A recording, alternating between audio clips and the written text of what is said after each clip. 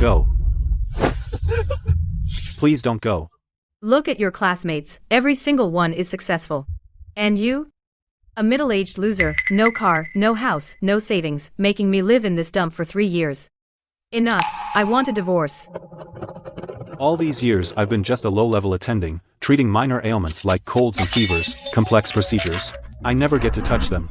So pathetic. My old classmates are all middle class and they all look down on me. Now my wife is leaving me too. Past 40, life is downhill. I'm a total failure. No, I can't accept this. Director. I'm resigning. Have you thought this through? For over 10 years I've only assisted in basic surgeries. My medical skills haven't improved at all. Even junior nurses boss me around. A life without dignity. I've had enough of it. Just sign it, Director. Level 1 critical condition, 9 years old, cardiac and respiratory arrest. One last chance to save face. I want one success to end the first half of my life. Late bloom system loaded. Please claim your starter gift. Master level vacuum negative pressure intubation. Save a person with this skill. To unlock adaptive surgery based on task completion and overall score, you will receive corresponding rewards. Higher scores yield better rewards. Adaptive surgery? It refers to the surgery that is needed most right now. A system? Is this real? It's real.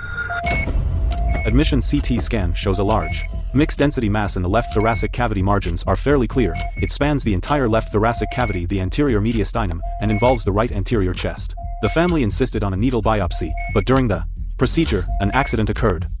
The patient suffered sudden cardiac arrest. As needle stimulation to the vagus nerve triggered a reflex coronary artery spasm, given the patient's already poor cardiopulmonary function, it triggered an immediate cardiac arrest. Keep resuscitating.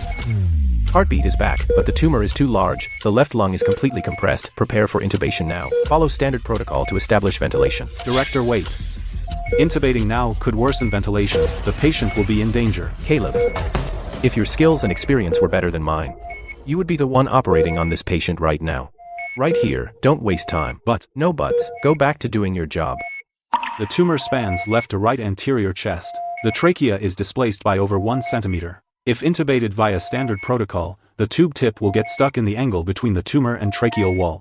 Ventilation will definitely worsen. Looking good, he's stabilized. Ventilation worsening. Oh no. He was right. Director, let me try. Are you crazy? Even the director couldn't do it. A nobody like you dares to step in. Who'll take responsibility if he dies? He can handle a case this complex. How could I believe that? The intubation angle is wrong. The standard route is completely blocked. Switch to the femoral vessels. Use negative pressure suction. Go around the compression point. Caleb never says anything but yes, fine, I'll do it. What's gotten into him today? Why does he keep interfering with this surgery? The success rate for this surgery is already low. If we follow the standard procedure, the child has a 99% chance of dying. Might as well let Caleb take over. His credentials are in order. If something goes wrong, it's malpractice, and we're covered. Besides, he already resigned. If anything goes wrong, he'll bear the responsibility. Fine, you do it. If something goes wrong, it's on you. I'm giving you this chance. You'd better have some real skill. In that head of yours, or else, let's see how he gets out of this. He actually went ahead and showed off. System, oh system. I hope you're the real deal and can turn this around for me. Late bloom, you'd better come through.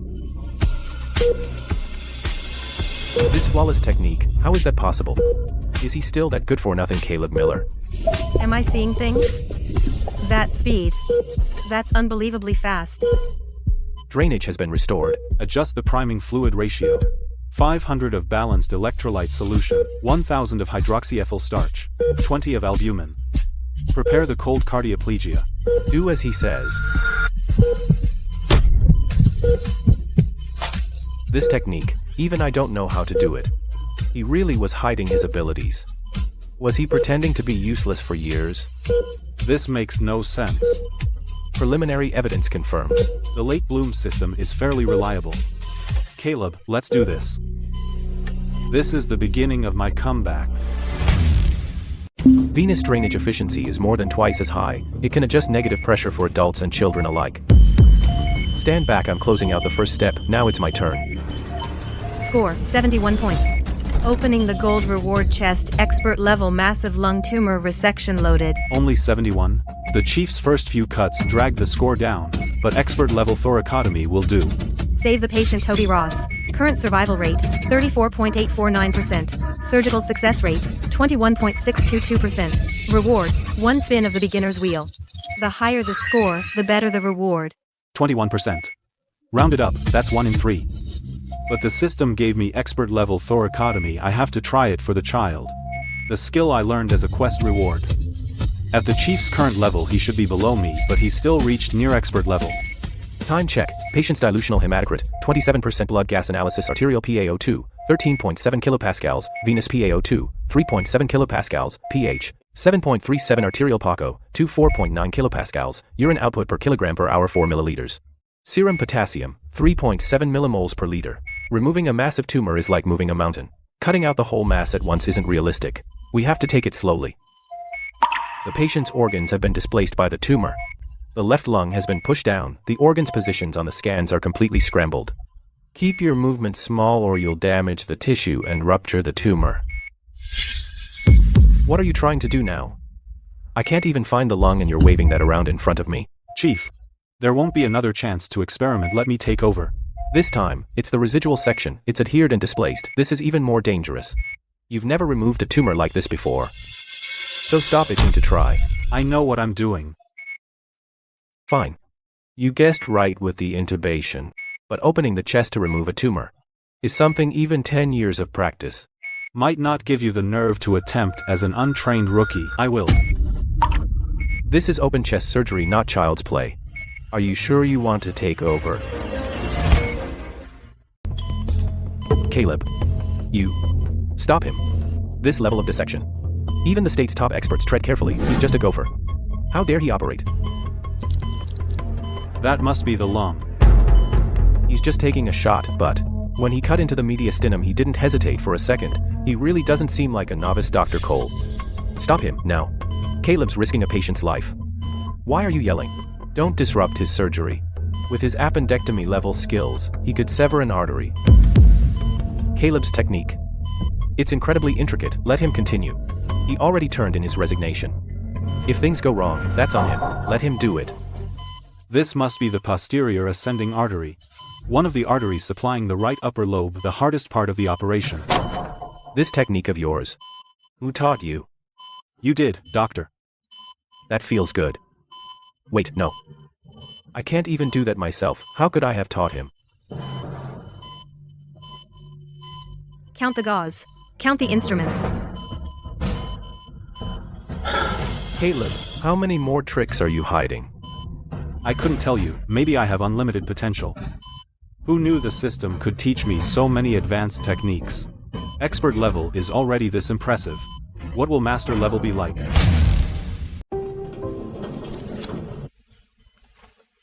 You did well today. That tumor removal you did was better than mine. Yes, what's with the yes? Is that how normal people are supposed to talk? Even if it's true, you could at least flatter me. Go notify them. And have the provincial reps meet. Talk about your experience removing huge lung tumors.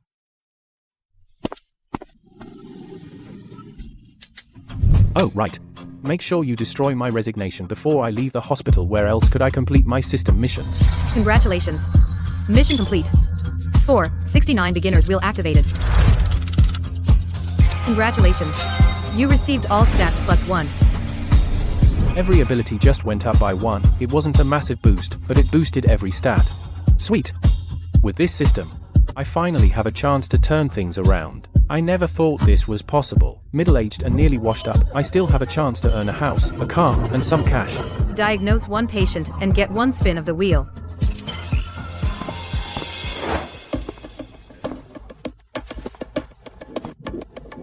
What is it? At a hospital. If you see a man in a white coat, call him chief, or call him doctor, and you can't go wrong, doctor. The fetus this woman is carrying appears to have 2 heads, 3 arms, and 4 legs. My very first patient throws me a tough one.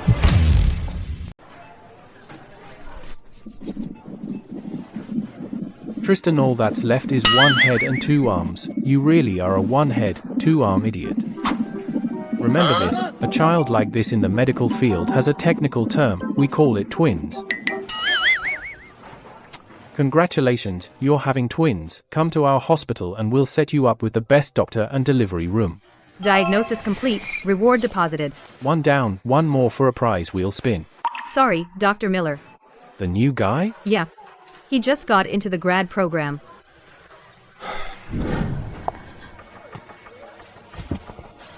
How'd you get hurt? I fell. Hurry and stitch it up. Can you suture? I've practiced. I mean, have you sutured human skin? She's a female brawler. You can tell she's trouble. Maybe don't let the kid do it. Someone might file a complaint. Dr. Carter, Chief Carter. This 30-year-old attending always makes me do his grunt work. He looks down his nose at everyone.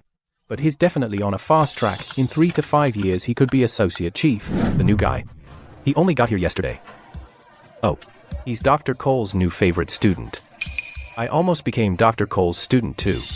But the other chiefs offered me a better deal. They poached me. Here comes another one. Dr. Miller's suturing is pretty average.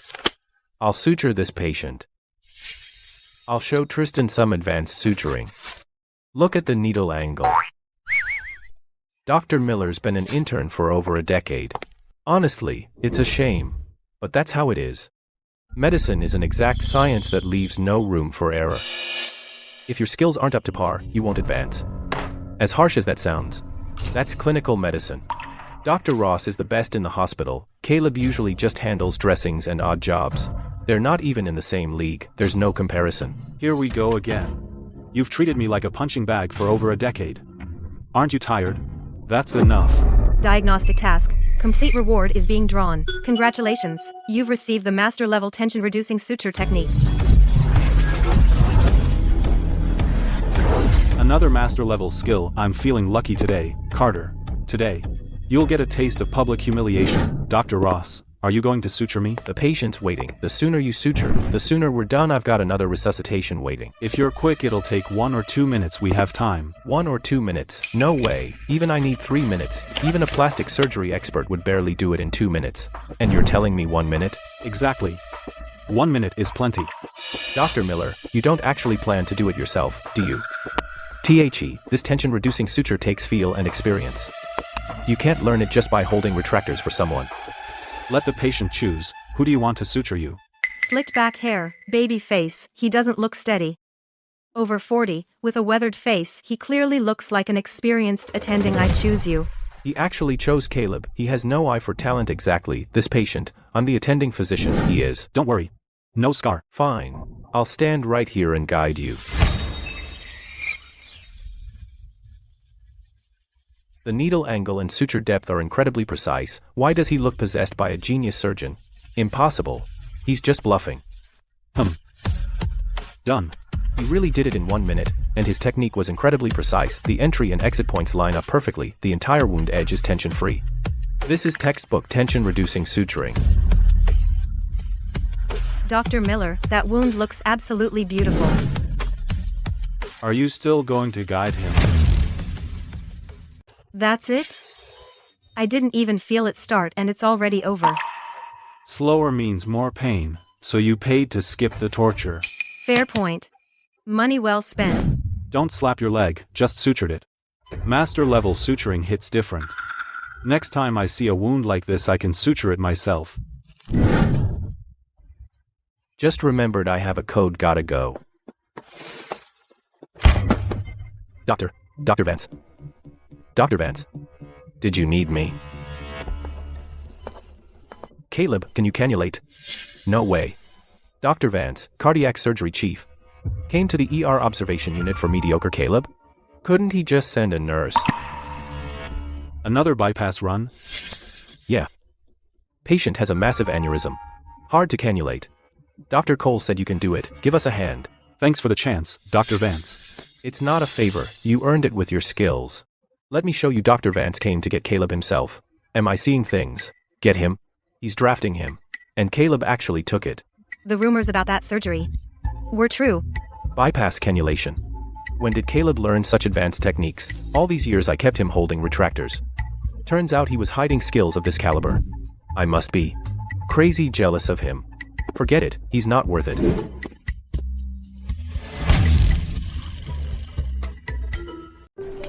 First time invited to the OR. This feels awesome. Before, I had to beg to attend. Just to join in. This time is different. An expert personally invited me. Task issued. Human cannulation reward random surgery experience, based on performance reward payout will vary. Human cannulation. With good luck I can learn from Dr. Vance. With bad luck I'll still gain niche skill. Either way, it's a win. Today we're doing a Betrayal procedure. Replacing aortic root. Cannulation is tough and bypass is complex. Don't let down Dr. Cole's expectations. Excellent. Come over everyone. Is the recording on? Don't worry, director. We'll save the evidence, I mean. The surgical video. Evidence? How much does he distrust me?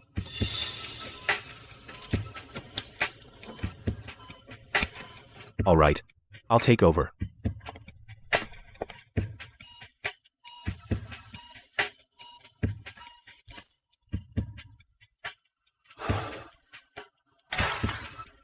Close chest. To ICU.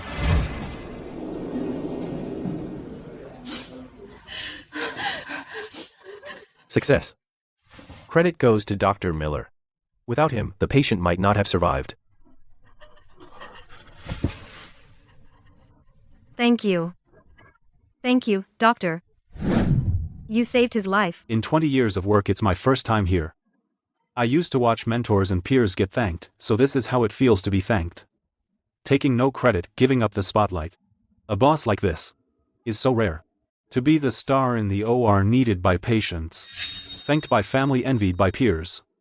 This feeling is incredible. Task complete. Calculating reward.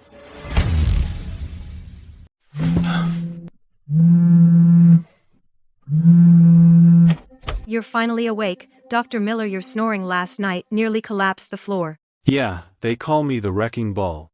Trouble is here. Patients? Rivals. There's a local medical conference. They're probably here to provoke us. By the way, I heard a few experts showed up and talked trash about you. Let's go. Let's see what's going on.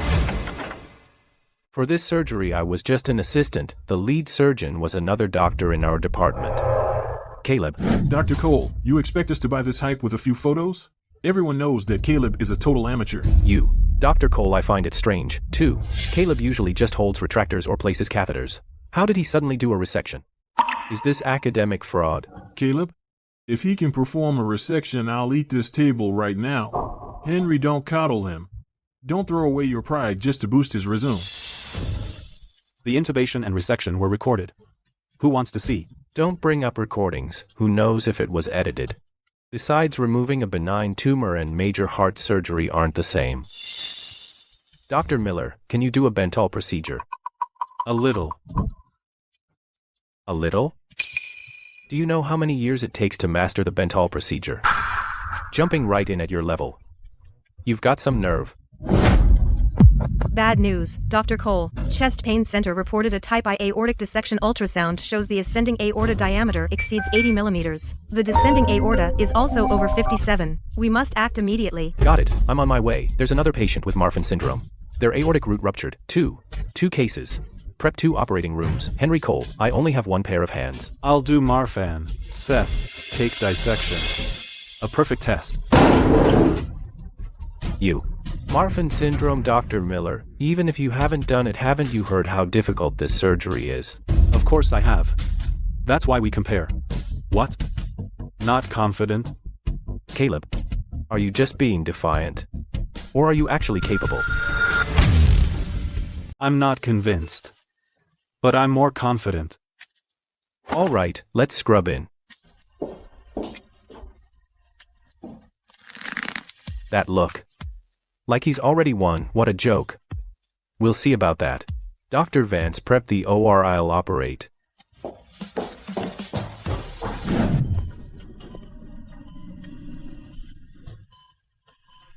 OR5 is just ahead. I'll stop by OR3 first. Let's see if that hack Caleb really has what it takes to challenge me. It's only been minutes, they're already on bypass. Compared to my case, it's over twice as clean. Valve sizer.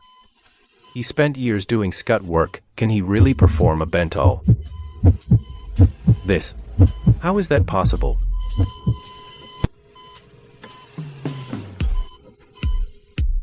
What's this? It reduces bleeding risk. Tension. It's at the optimal level. This isn't just an improvement. It's on a whole other level. What did I train all those years for? Mission issued: a life must be saved. Mission details: save a patient with a Betrayal procedure. Mission reward: 1 treasure chest. Based on overall score, reward value will vary. A chest. The 5th reward type. I can't wait. But I have to finish surgery before I open it. Dr. Parker. Are you going to keep watching? Waiting to watch me operate on the type I dissection patient, too? Why am I admiring his surgery? I almost forgot my patient next door. Dr. Parker OR5 is ready, just waiting for the lead surgeon. I wanted to show off a bit and put Caleb in his place, but now I can't. I've pulled out all my tricks, yet the gap between us is still this huge. This can't be. Prepare for bypass. Dr. Parker. Dr. Miller already set up cannulation and bypass for the patient. It's ready for surgery. Who authorized him? Without even informing me, the lead surgeon. Dr. Miller said. Dr. Cole approved it. Any consequences will be on him and Dr. Cole. These stats, impossible. Using someone else's setup is bound to feel off. Caleb, just watch me call you out. Go on, operate. How come? It's so smooth. It feels completely natural. Did he anticipate my habits? Or is his surgical skill at such an unbelievable level that he can adapt to anyone? It feels so seamless. I've only felt this working with my mentor. Wait, is Caleb really on my mentor's level? That's ridiculous. Dr. Parker is going pretty fast, too. Indeed. But look at his incision exposure. He takes an extra cut each time to find the right spot. Look at OR3. In Caleb's surgery, one cut hits the mark, the next cut fits seamlessly. Dr. Parker isn't doing bad, yet he looks clumsy. I spent 20 years training Seth. What a disappointment. He completely humiliated me today. Look at OR3. He's almost wrapping up. Now that's fast. His case is Marfan syndrome, while this is just type I dissection. Yet he's faster than Dr. Parker. Between expert and master level there's a 15-year gap in experience. That ceiling is paper thin to me. Now I can punch right through it. To go from expert to master level, there are 2 ways. One is through system rewards. All stats +1. Do that 15 times, and I level up. The other way is by myself. His temperature's up to 36 degrees Celsius. I'm the lead surgeon now. I wouldn't have dared dream of something like this, Doctor. Vance was right. A surgeon's scalpel is their golden calling card. Stop circulation. Send him to the ICU. How's OR5 doing? Dr. Miller, they should just be getting to the critical coronary sutures. Yeah, I'll go take a look. Before, when I came in here the nurses thought I was in the way. Now they step aside at once. I'm still not used to it. Already done. Marfan syndrome. Over 6 hours. No, I can't let his performance distract me. I need to do my own surgery well, or he'll make me look bad. How can I show my face in this field again? Dr. Miller, what brings you over here? They finished, obviously. They're practically done over there. We're still doing the coronary anastomosis. It's not that Dr. Parker is slow. It's that Caleb Miller, that freak, isn't human. I lost on technique. I can't lose my dignity too. All these juniors are watching. I can't embarrass myself. Close the chest. He didn't offer a single comment. He didn't even see me as a rival. Who does he think he's better than? Where are the records for the 2 surgeries? Bring them over, Dr. Parker. The data for OR5 isn't fully compiled yet. Are you reminding me that I'm an hour slower than Caleb? Wait. It's done. OR3. Drainage is 470 milliliters. Mine is 1050 milliliters. How is that possible?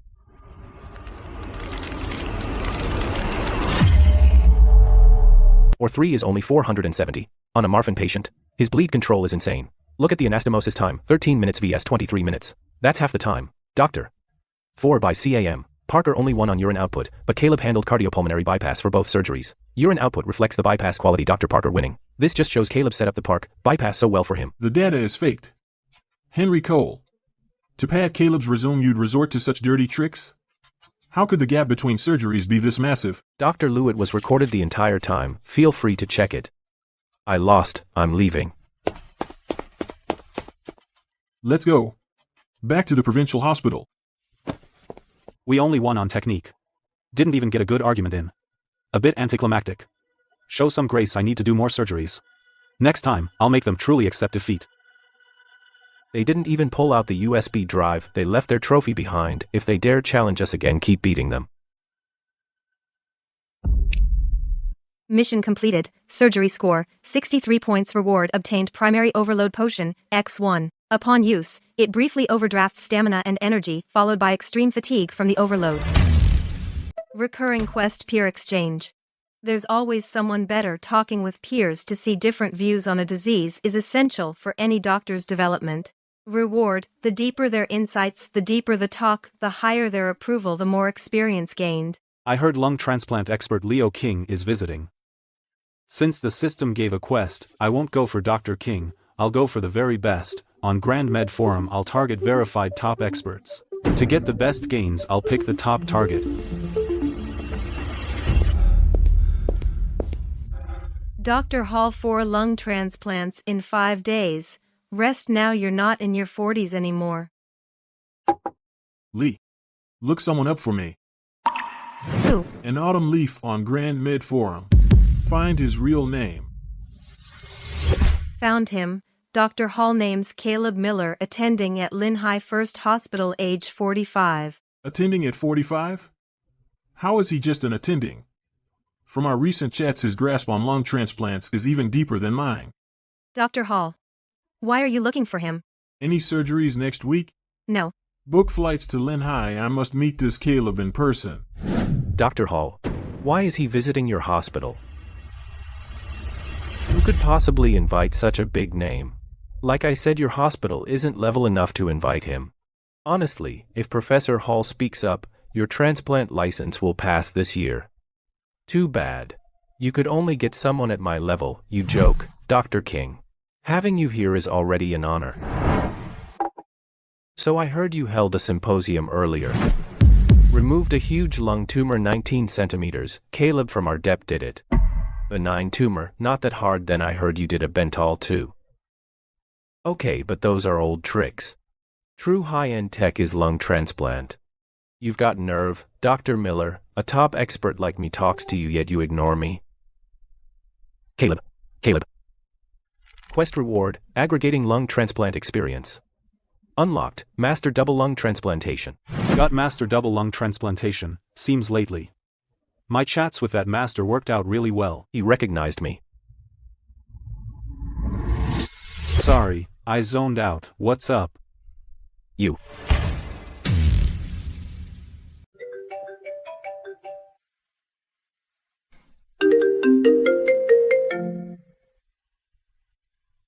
Professor Hall is here. Quick, go welcome him. Caleb, know your place. You've been stuck as an attending for 20 years, stay back, and don't make a fool of yourself. Caleb, go back to your office. As a mere attending you shouldn't show your face.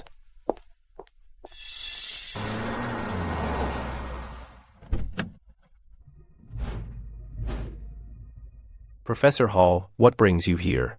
I'm Leo King. We met at the Capital Lung Transplant Forum. Do you remember me? Professor Hall. Does your hospital have a doctor named Caleb Miller? Wait, what's happening? He asked for Caleb right away. Why yes, we do. He's an attending doctor in our ER. Take me to see him. Pay respects. Am I hearing things?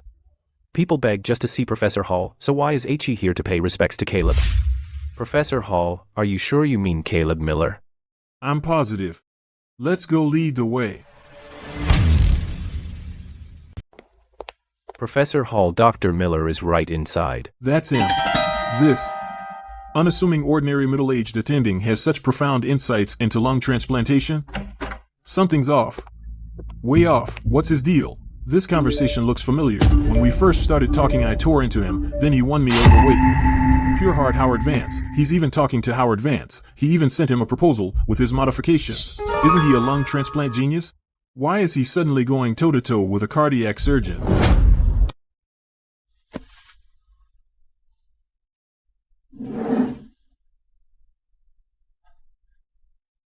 Professor Hall.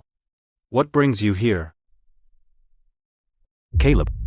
You're just a junior attending. How did you get a heavyweight like Professor Hall to come see you in person and even offer you a handshake? What kind of spell did you cast on the old man? I've been standing here forever. He hasn't even looked at me. What makes you so special, Caleb? Dr. Miller, it's an honor. I came here for one more thing. Dr. Miller, your talent shouldn't be confined to one place. Come join the Capital Lung Transplant Center. I'll fast-track your career. Caleb's intubation, tumor resection, and dental procedure are invaluable to our hospital. He is truly a strategic asset. If Dr. Hall poaches him, it'd be a massive loss, but can I stop him? Professor Hall, you overestimate him. Caleb is all talk. He's never done a lung transplant. Recommend me instead. I have over 10 years of clinical transplant experience. Your surgical approach is outdated. Your papers are full of flaws. Compared to Caleb's sequential transplant plan, you're miles behind. I came here solely for Caleb. I fought for years and couldn't even reach that transplant center. Caleb hasn't even performed a lung transplant, yet he easily gets the chance I've craved. How is that fair? No. Doing only lung transplants wastes my talent. I still prefer the ER. It's more comprehensive. Doing only lung transplants wastes his talent. Is he for real? Miller, do you have any idea how many people fight to get in there? True. I see you also have great insights on the Betrayal procedure. Since I can't poach him, I'll just build a good relationship. By the way, at your hospital for lung transplants, ICU has an end-stage patient with idiopathic pulmonary fibrosis named Yvonne awaiting lungs. End stage? Is the fibrosis widespread? Bilateral GGO and UIP with elevated BNP, signs of heart failure. Without ECMO she won't last 2 weeks. He didn't even check the chart. He recited the stats from memory. He truly mastered it. Take us for a consultation tomorrow. If operable, I'll do the lung transplant for you as a welcome gift. Sure. Thank you, Professor Hall.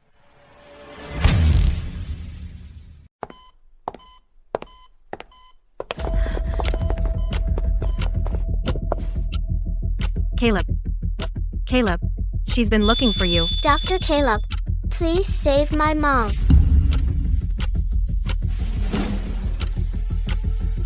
Her lungs have almost completely lost function. She's reached the end stage. She needs surgery immediately. But where will we get donor lungs? Even the late bloom system can't conjure up donor lungs. Let's go. I'll find someone first, then we'll go see your mom. UIP pattern bilateral GGOs, her BNP has tripled. The signs of heart failure are clear. Without ECMO, she won't last more than 2 or 3 days. In theory, it's doable, but the 2 lungs in her chest must be hard as rocks by now. They'll be extremely difficult to dissect.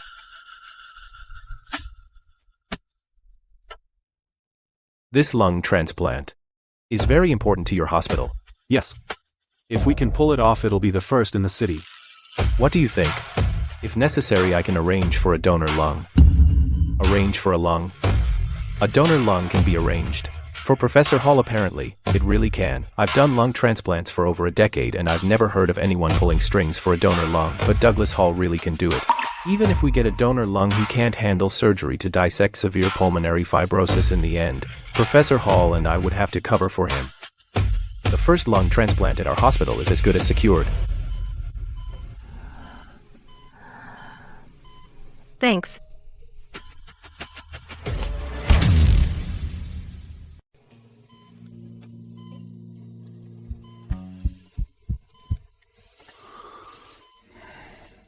New mission, complete a double lung transplant. Reward, 1 prize wheel spin. Your surgical score will be adjusted based on completion percentage. To pull this off, I need to be the lead surgeon. Right now, my skills are better than Professor Hall's. No one believes that. They've always thought I'm a terrible doctor. If I ask to lead the surgery, they'll think I'm insane. But who cares? 2 milligrams of midazolam, 20 milligrams of etomidate cisatracurium, 20 nanograms. The double lumen tube is in. Let's begin.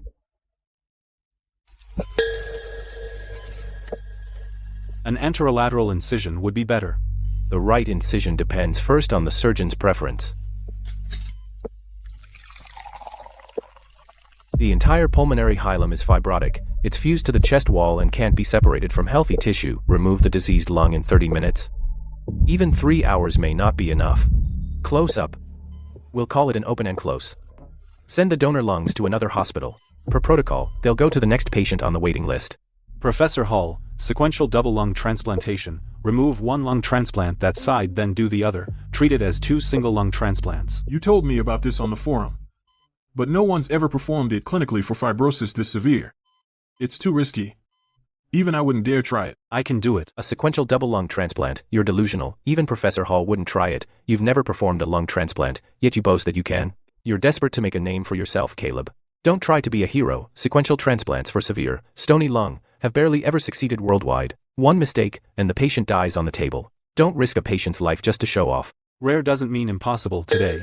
In this, OR, I'll set a new clinical precedent. Watch and learn.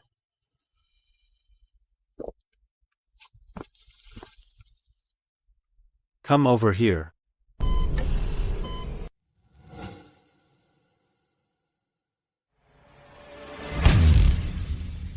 Healthy lungs are pink and elastic. Both lungs could crumble at the slightest touch of my scalpel. I must be careful. Fibrosis this severe.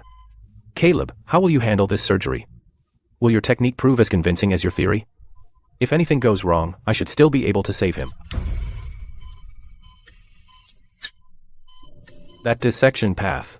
He's cutting between fibrotic and healthy tissue. Even I wouldn't dare. He's insanely bold. Caleb has never performed a lung transplant. How can he operate at a professor's speed? And his proficiency is astounding. Has the donor lung arrived? Call the OPO. This is end-stage idiopathic pulmonary fibrosis, a stony lung. Even I need at least 40 minutes to finish one side. Caleb did it in just 15 minutes. This goes far beyond proficiency. He's on another level, entirely. I removed the diseased lung in 15 minutes. Did you see the tissue plane? Obviously not. Study it later. Learn from my surgery.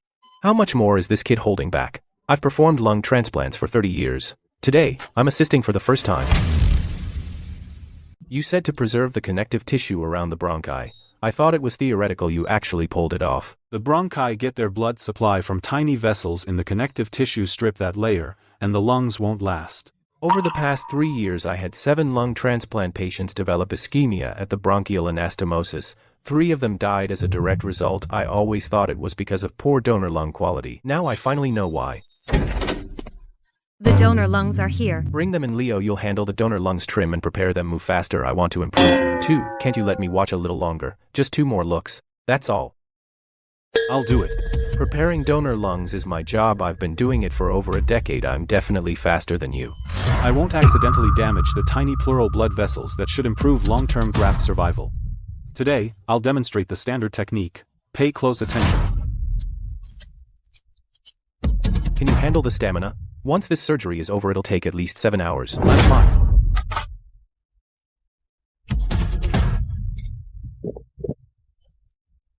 What's that? Red Bull. You're drinking Red Bull now.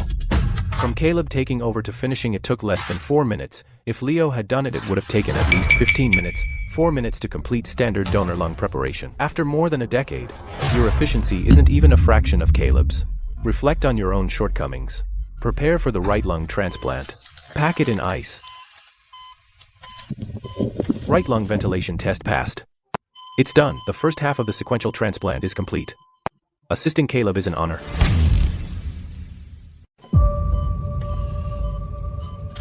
Finally, it's over.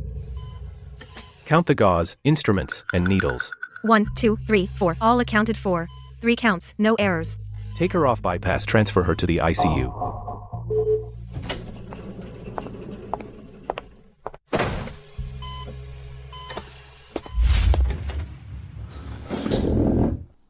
The transplant was a success.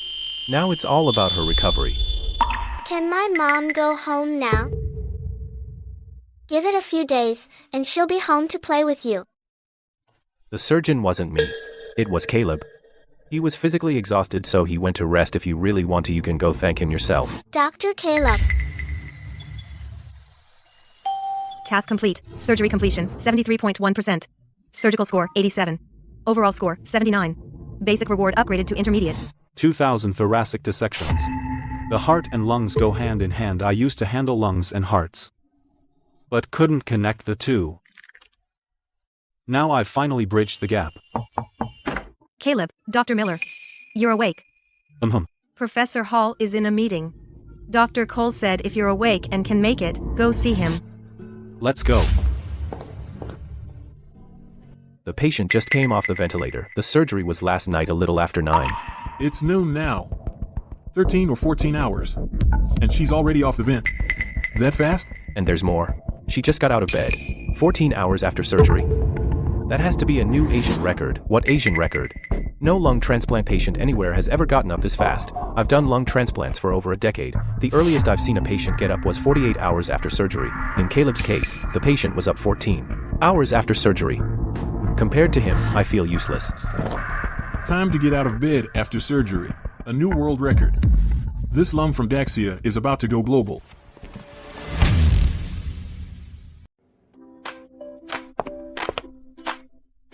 Perfect. The patient is awake. Go take a look. The patient is awake. More than awake. 2 hours later he could have walked to your bedside to thank you. Professor Hall treats Caleb like a favorite student at last night's lung transplant. I stood for 7 hours and didn't learn a damn thing, but he sleeps through it, then wakes up to VIP treatment. As a renowned professor's protege, just watching won't teach you the essentials. Without hands-on practice you won't learn the core vascular suturing techniques. You never dared scrub in. You could watch for 10 years. And it wouldn't help. Dr. Caleb. Both lungs are well expanded, no infiltrates or consolidation. The cardiac silhouette isn't enlarged, the mediastinum is midline. Both diaphragms are smooth, excellent. A pretty chest x-ray means nothing. We need pulmonary function tests. Pulmonary function testing on day 1. What useful data could it show? Data doesn't lie. Wait for the results, you can compare them with every past case for comparison. Bring the spirometer.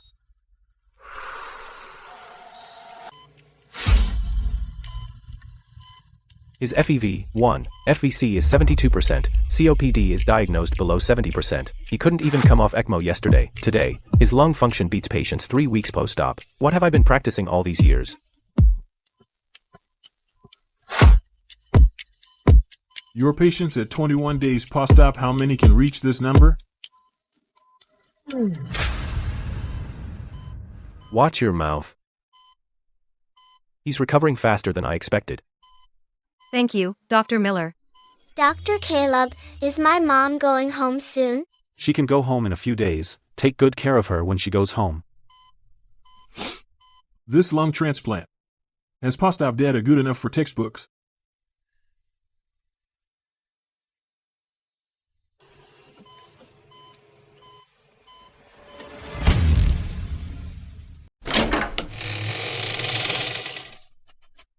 Professor, all department heads. Dr. Miller, we called you here to ask you for a favor. Professor Hall won't be here much longer. The 4 of us want him to advise us on 1 paper each. Even if he just lends his name. You know Lehigh Medical has no connections or heavy hitters. Our papers never make the cut. If Professor Hall would guide us, our core journal standing is secure. Your surgical skills are already there, but you still need papers for promotion. You need a few strong papers so no one can pull rank on you. Task issued, complete 1 paper reward, an adaptive surgery skill book. That reward is way too tempting, I have to get it. You said earlier this was only the first favor. What about the second? The second favor. We want to use Professor Hall's name to host a thoracic surgery forum in Lehigh, on a national scale. Even provincial hospitals haven't hosted one at this level. If we land it, we leapfrog the competition. No need to go to all that trouble.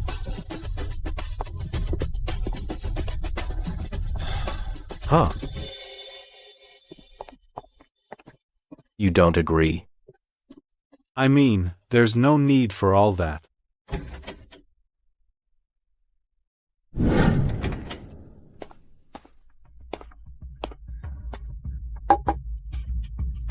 Caleb, it's late. Why are you looking for me? Professor Hall. I'd like to ask you for 2 favors. This kid. He's asking for a favor and just blurts it out in public without even raising a glass.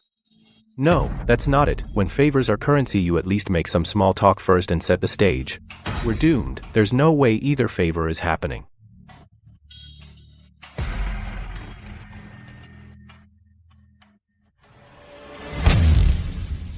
What's with this young attending? That's how he asks Professor Hall for help. Not even a polite word. I've worked in government for 20 years. I've never seen anyone so clueless about protocol that attending has no chance. Let's hear it. I've been wondering how to repay you. Repay him? And attending? Professor Hall wants to repay him? First, several chiefs at Bayview Hospital want your help with their papers. Second, we'd like to use your name to host a thoracic surgery symposium in Bayview. No problem. Anyone with a paper can bring it to me anytime. As for the symposium, how soon can you have it ready? 3 days. 3 days from now. Then, finish your paper in the next 2 days. I'll edit it. Professor Hall will edit it himself. Once Caleb publishes this paper, it'll carry more weight than all of ours combined. Same goes for all of you. Bring me any papers you have within 2 days. Thank you, Professor Hall. I'll pull 2 all-nighters if I have to. Professor Hall. I'll bring you my first draft first thing tomorrow. Now that's a normal reaction. But Caleb, I offered to edit his paper. Why didn't he react at all? Am I not a big enough deal? I'll head back to my office and work on my paper. I prepared 20 bottles of liquor, 3 practiced pitches, and 5 chains of contacts. And I didn't use any of it. Caleb handled it in 2 sentences. And he didn't even come report back to me. Does he look down on me? I said. I'm a complete failure as vice dean. Don't overthink it. Caleb isn't that kind of person. To get the adaptive surgery skill manual, I need to write a paper with real weight. What should I write about? I've got it. I have the key steps for sequential double lung transplantation, full surgical data and post-op recovery records.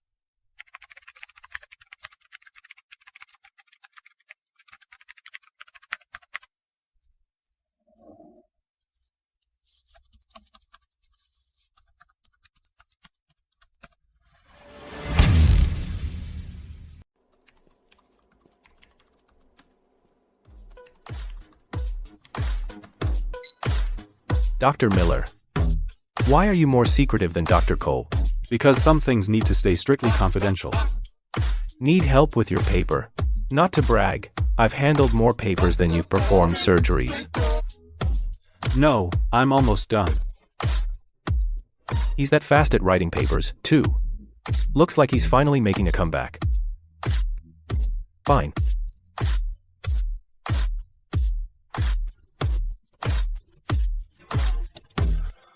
Task complete. Paper completed. Reward being issued. Master nerve suture technique acquired.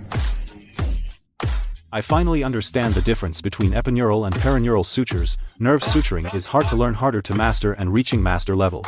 Only a handful in the country can do it.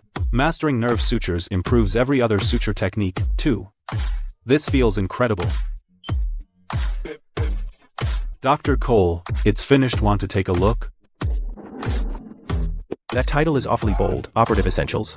Only someone with real skill would dare use those 4 words. Everyone else wouldn't touch it. For a topic this broad, it's only 2,000 words. I could write 8,000 on a circumcision alone. Henry, you're still an amateur at papers. You need more practice. Who says a broad topic Has to mean a long-winded paper?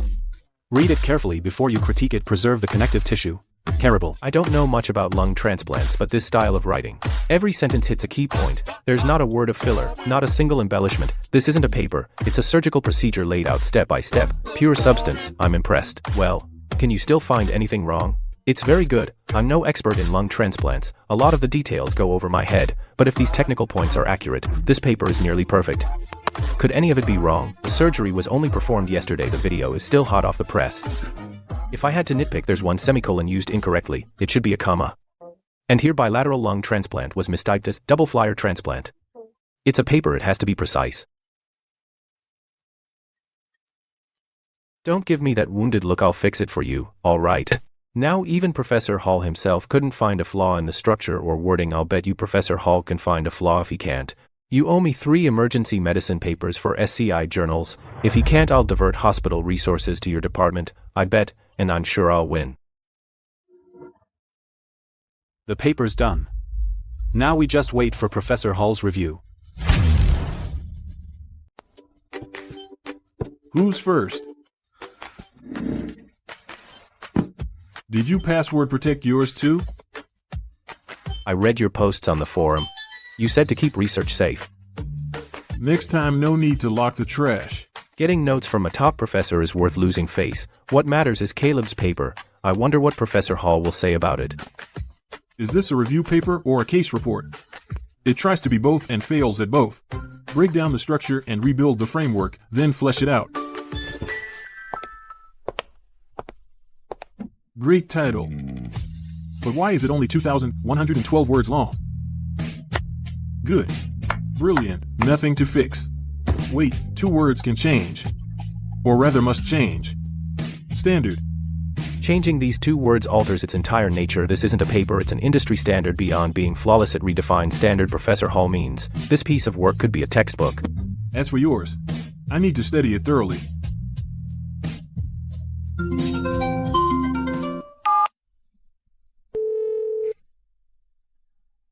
The forum says a foreign doctor arrived. Who? Dr. Steven. The minimally invasive lung guy? I've skimmed his paper incision revisions in single lung transplants. His Chinese is great and he lectures here often. Before he had no chance to make a name here. This time he wants to build fame on the forum. Do you know what I admire most about you?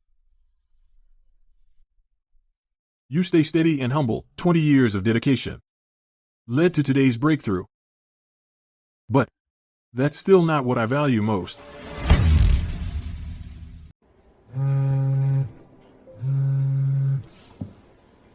Hello? Dr. Miller, we transferred in a patient with a bronchopulmonary tumor. Can you operate? On my way.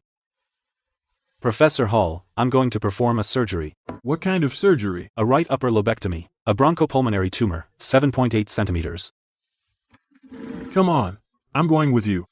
Professor Hall, about the forum. The forum's still 3 days away. I'll observe this surgery first. You were too fast last time. I watched closely and still couldn't follow. I'm coming too. Then I'm coming too. It's just a lobectomy. I do them all the time. I may not be worse than him. The right upper lobe tumor is clearly visible on the CT scan. Its borders are irregular, 7.8 by 5.1 centimeters with extensive necrosis inside. The challenge with living lung resection is not taking too much healthy tissue or leaving any tumor behind. What he's doing is a living donor lobectomy. It's not the same as removing a diseased lung for a transplant. In a lung transplant, you remove what's useless. Here, you're removing the lesion from a healthy lung. How much to leave, how much to remove, it's all based on feel. His technique doesn't look like this is his first surgery of its kind. Timed mission, surgical frenzy day. Even the most advanced surgical skills need practice to stay sharp. Each completed surgery clears the fatigue meter and restores stamina, so basically as long as I keep operating I don't need to rest. I can stay in peak condition the whole time. For these 48 hours, how many surgeries can I do? From the first incision until now it's been less than an hour. That speed has stunned me again. This surgery. Caleb's skill level is incredibly high. He doesn't look like a beginner, but in this area he really is one. Then where did that mastery come from? The number of lobectomies at his hospital is right there in the records. Even if he'd been hiding his talent for 20 years, he wouldn't have had enough cases to develop this kind of feel. Something doesn't add up. You tend to dissect too aggressively and damage the normal alveoli at the margins. Pay closer attention to natural anatomic planes. Send the patient to recovery. Do we have another patient? You're doing back-to-back cases? Do you know how exhausting that is? You're trying to kill yourself. Don't worry about me. If there are cases, schedule them. Do you have any other similar patients? Actually, we have 2 transferred from other hospitals. One has a right lower lobe lesion and one has a left lower lobe lesion. Schedule them both. I'll keep going. This is a left upper lobectomy by the standard textbook approach. You ligate the lingular artery first, then the anterior segmental artery. Its short course makes it easy to injure. If it's damaged, it could cause fatal hemorrhage.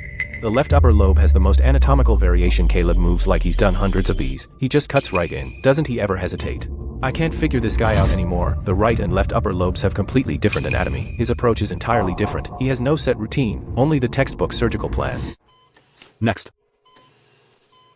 Caleb, you've already done 2 cases. Aren't you taking a break? No need. Bring in the next patient.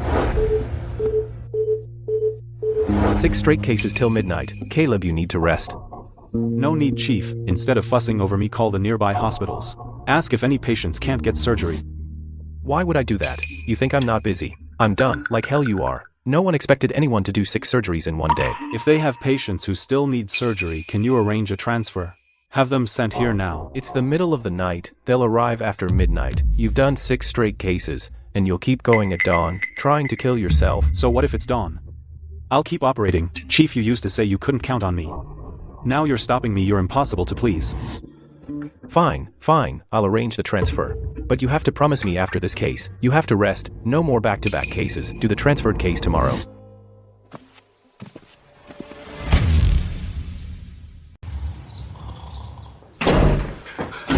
Henry, Caleb didn't leave last night. What? The 4 patients you brought in from other hospitals, he operated on all of them back to back. And it gets even crazier, he called other hospitals pretending to be you and talked them into sending patients over in the middle of the night. That brings the total to 7 cases. 7? How many? 7. Get Professor Hall on the phone, he's the only one who can control that bastard. Caleb, Professor Hall's probably still asleep. If we wake him now, I'll be the one getting chewed out. What choice do I have? You want me to get yelled at instead?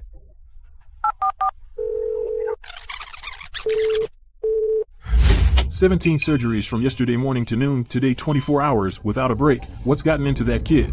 Take him to recovery. "What the hell are you doing? Why are you cramming in surgery after surgery? Look at you, you're completely wiped out." Drained to the last drop, then instantly recharged. It's incredible, it's downright addictive. These back-to-back surgeries are addictive.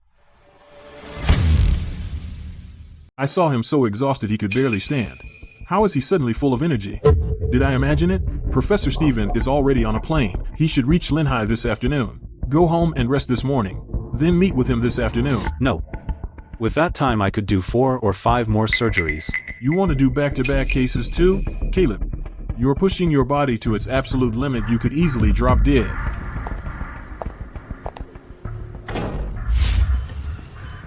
Ready? After getting humiliated last time, Yeah. I don't dare underestimate Caleb anymore. Operating with him, the pace is smooth, without a pause, nothing like before with Dr. Yale when every step felt like he was dragging his feet.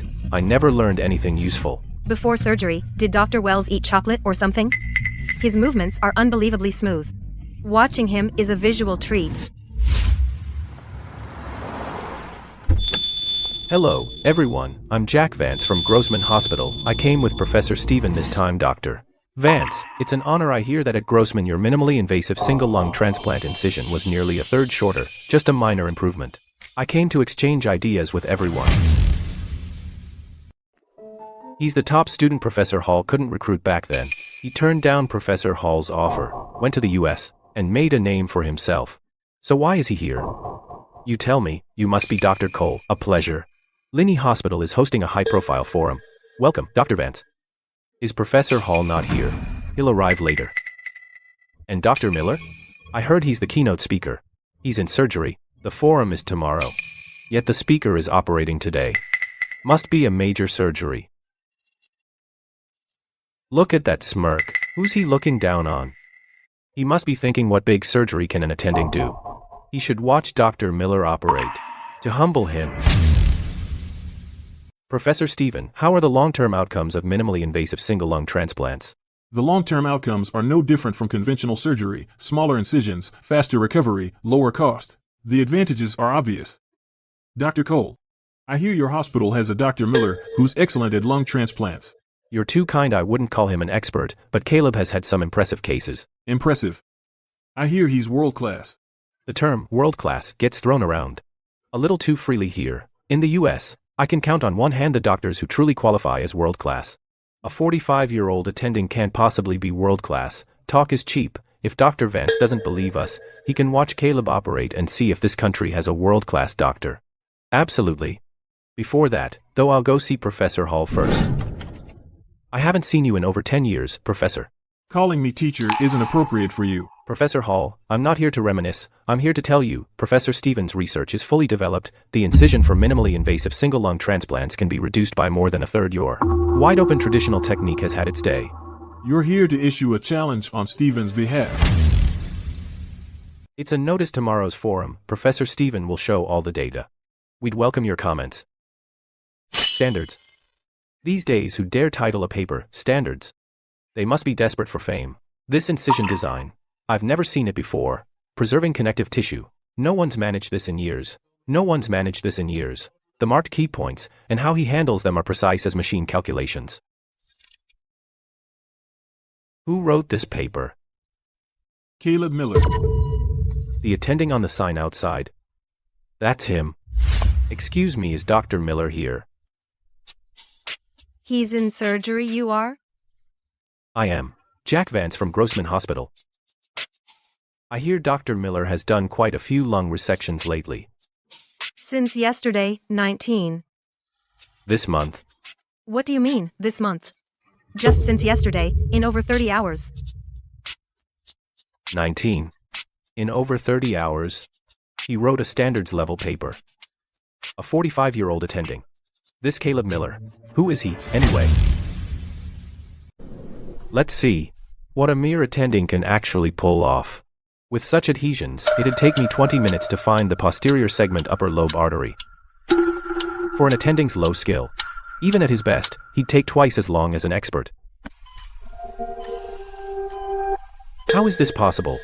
He's twice as fast as me, and his dissection is over twice as clean as mine.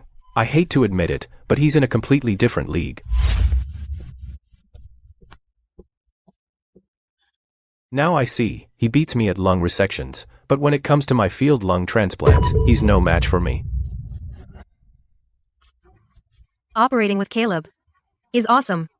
Even better if I didn't have night duty. Be grateful, in 3 years, I've never seen a surgery this good you got in as a first year. You too are from the ER. Yes, I'm an ER attending. She's a first-year grad student. Caleb is an ER attending, using 2 ER doctors as his assistants. All day on a lung resection he basically did all of thoracic surgery's work. Can a normal human even do this? That's unbelievable. No. I can't be outdone by some nobody host. Caleb's surgical skills won't be enough. A doctor who truly gets fame and fortune needs to do research and develop new techniques. Like the minimally invasive single lung transplant innovation I developed, it's absolutely cutting edge. How can Caleb compete with me? Dr. Vance, how was the surgery observation? I wouldn't presume to judge. I can only say, Dr. Miller is quite diligent. At tomorrow's forum, Caleb will discuss sequential double lung transplantation in practice. You should hear him out. He, an ordinary ER attending, can lecture on something as complex as a double lung transplant. He performed one just last week. 14 hours after surgery, the patient could get out of bed. Professor Hall says those numbers would rank among the world's best. He's faster than me at lung resections. Even lung transplants, he's achieved world-class results. I can't outpublish him. Even his choice of assistants is better than my best. What can I possibly compete with him on? He drives a Maybach better than I do. What can I use to challenge him at tomorrow's forum? Colleagues, welcome to Bayview Hospital's Lung Transplant Symposium. Please welcome our first speaker, Professor Hall. Why isn't Caleb here? He's still in surgery. 10 days ago, I had a patient with disrupted donor lung bronchial perfusion. He died of a post-op infection. 4 days ago, another patient had end-stage idiopathic pulmonary fibrosis. On opening his chest, the lungs were rock hard. I deemed it inoperable and moved to close. But then Caleb took over and finished. The patient recovered far better than expected. Caleb, that attending? I heard all that you does is hold retractors. Humph. All that build-up and he just leaves it there. Is he saving it for later to hype up this Caleb guy? Next, from NYU's Grossman School of Medicine, Professor Stephen will present advances in lung transplantation.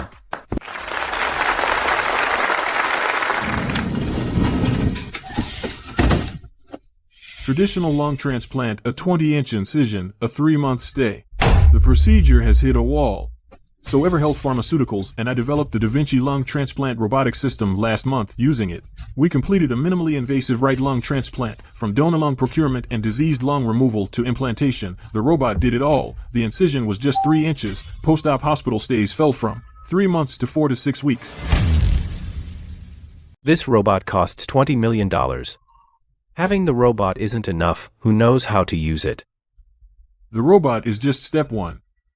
Together with EverHealth, we built a supporting system called Cardiopal. It analyzed thousands of lung transplant cases, tens of thousands of normal anatomies, and hundreds of abnormal heart and lung cases to assist doctors in identifying structures during surgery.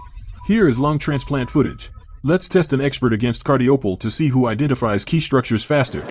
Professor Stephen, I'll do it. Sure. Please, step up.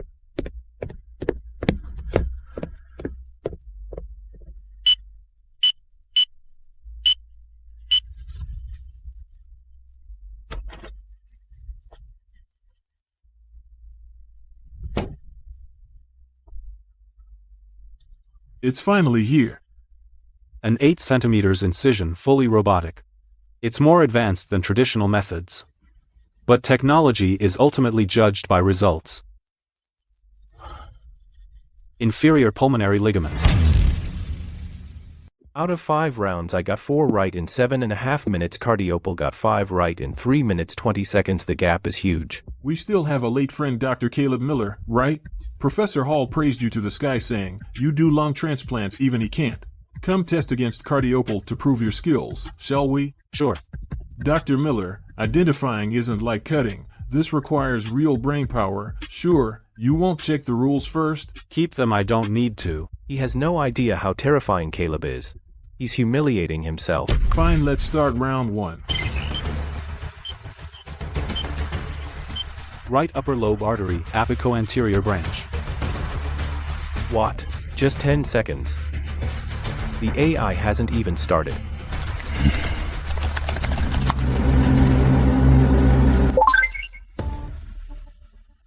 How could he be so accurate?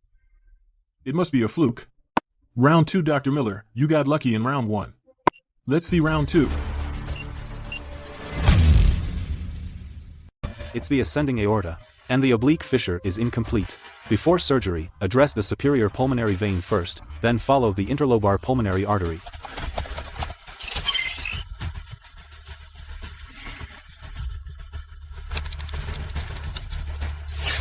Where did you get such extensive anatomical experience? Nothing special, practice makes perfect.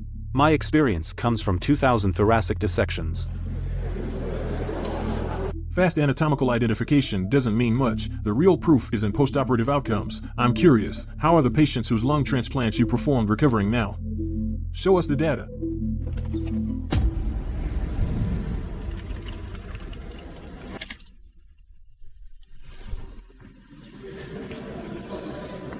Good afternoon, esteemed colleagues. I'm the patient who had a lung transplant 5 days ago. I was walking again in just 5 days. I've performed lung transplants for 15 years. My fastest recovery took 3 weeks before the patient could get up. These numbers rank among the top 5 worldwide. Caleb, your lung transplants are even better. The forum is over. Thank you, everyone. You're not even human. Professor Stephen, 2 patients heard you were here for the forum and came specifically to have you treat them. I agreed. It's the perfect chance to show you my world-class skill. Professor, the patient files just came through. It's a classic mass in the left upper lobe. The location is ideal, and the vessels are clear. You'll breeze right through it. Ha. Naturally, you must all come observe my surgery tomorrow. You'll see what true minimally invasive surgery is. A 4-centimeter incision. A crystal clear surgical field. I'll finish in under an hour. An hour? And you're showing off? Caleb finished one in 40 minutes. Huh? What did you say? Oh, haha, I said. Best of luck with your surgery. Professor Stephen, I suggest doing the surgeries for those 2 patients tonight. Finish early and put him at ease. Oh, Professor Hall, you're too concerned. Tomorrow works just as well. Oh, tomorrow's surgery. I'll enter through the 4th interspace. Then use. Dr. Cole. Dr. Cole.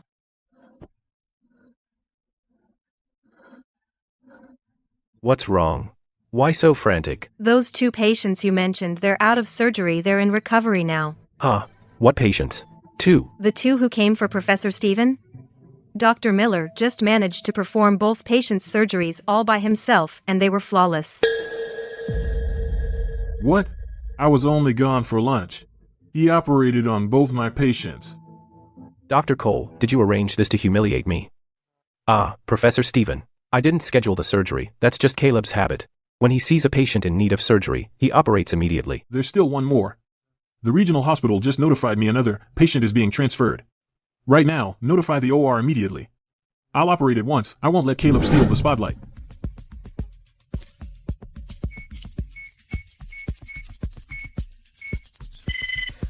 The surgery was flawless. Did you all see that? That's world-class technique. Yeah, compared to Dr. Miller, he was only twice as slow. Dr. Yale, when you put it that way, you make me look bad. If Caleb finds out I helped him throw shade at Stephen, I wonder how he'll thank me. Oh, you get tired too.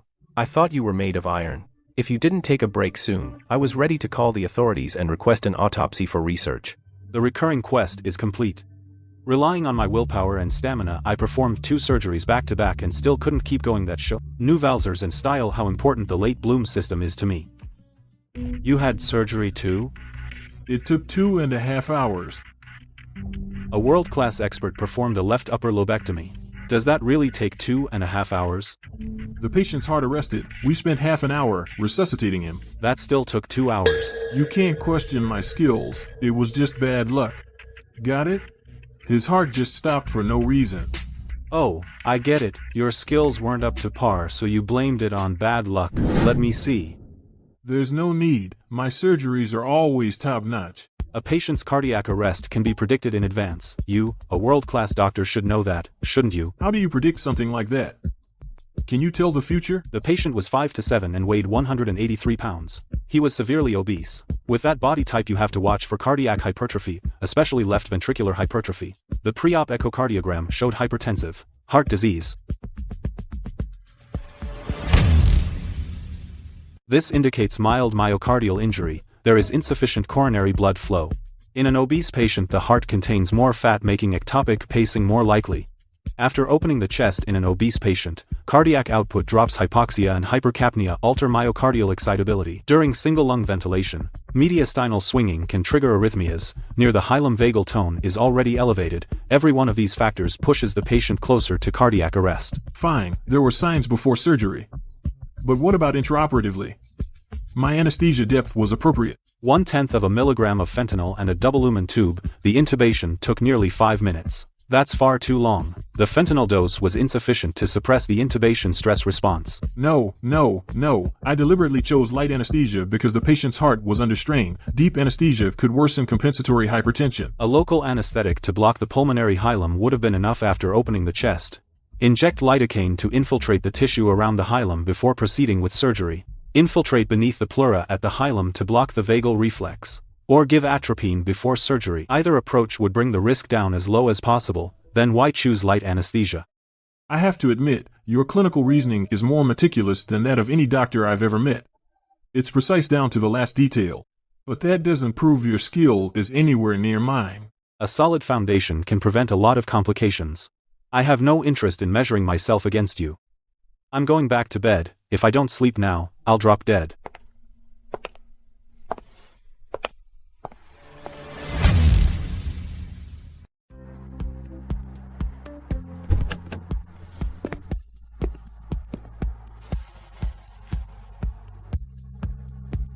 Caleb, come here a minute. Don't rush to submit your paper. I'll go over it again when I get back.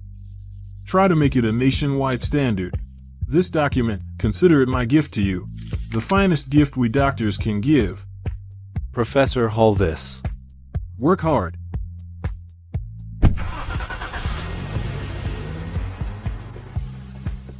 Caleb, Professor Hall got you. What good stuff. Open it and see. Yeah. Professor Hall's gift. It has to be something special.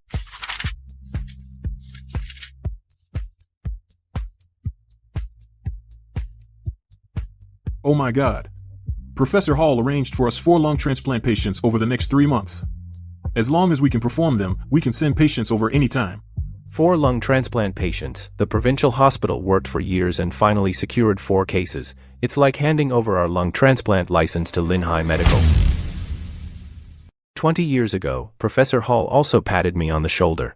Now his respect belongs to Caleb. I'll never get another chance. Time-limited mission issued lung transplant frenzy mission details. Only repeated validation is science. Multiple surgeries are what make true skill. Within 30 days, complete as many lung transplants as possible. Mission rewards. For every lung transplant, skill increases by 5. Also receive 1 Wheel of Fortune spin. Reach a 5-star rating. To unlock additional advanced rewards. Reach master level for 100 skill points. I need to perform 20 lung transplant surgeries to meet the goal. 4 is nowhere near enough. I need Professor Hall to help coordinate more cases. If the state won't do, then nationwide Professor Hall. Besides those 4 patients, can you add a few more? What did you say? Add a few more? Caleb, are you sure you can handle this? In 30 days? The more, the better. Sure. I'll arrange it. 4 won't satisfy me. 30 days. At 1 a day, I'd need at least 20. To max out 5 stars. Cal. Dr. Miller. I've finally found you. Something terrible happened. Dr. Miller, Professor Steven stole your patient. That's all? Is that not a big deal? Dr. Yale said the patient was supposed to be yours. If Professor Steven wants to do it, then let him. I only have so much energy, anyway. What's wrong with him? He was fighting to do the surgery. Now that his patient's been taken, he acts like he doesn't care. What is Caleb really up to? I did 4 surgeries today, 8 hours straight, so Caleb can only be my defeated opponent. You're pushing yourself too hard, Professor. At this pace, even in America, you'd wear an entire surgical team out. Hello, I'd like to ask you something, Dr. Miller. How many surgeries did he do today? Dr. Miller? He did 2 today, then went home to sleep. 2? 2 surgeries? I worked 8 hours straight and did 4 surgeries. He only did 2, then went home to sleep. By the hours worked, I didn't beat him at all. And apparently, he doesn't even see me as a worthy opponent. Professor, why don't you go get some rest too? Forget it. The more I think about it, the madder I get. I'll go to the ward and check on the patient.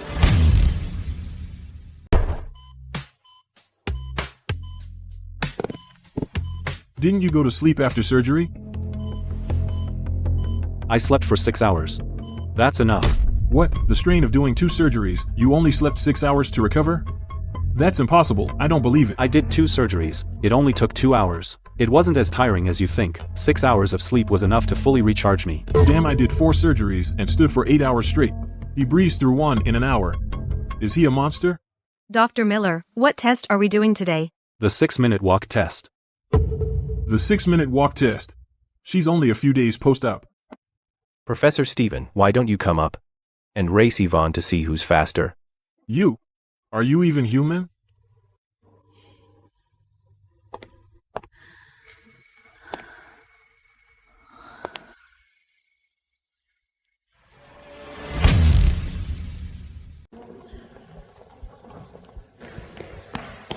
Professor Steven, the donor lungs arrive in 40 minutes. The patient is prepped. Dr. Miller, the donor lungs Professor Hall secured are ready too. We can start anytime. No way. 2 lung transplants at once. One is Dr.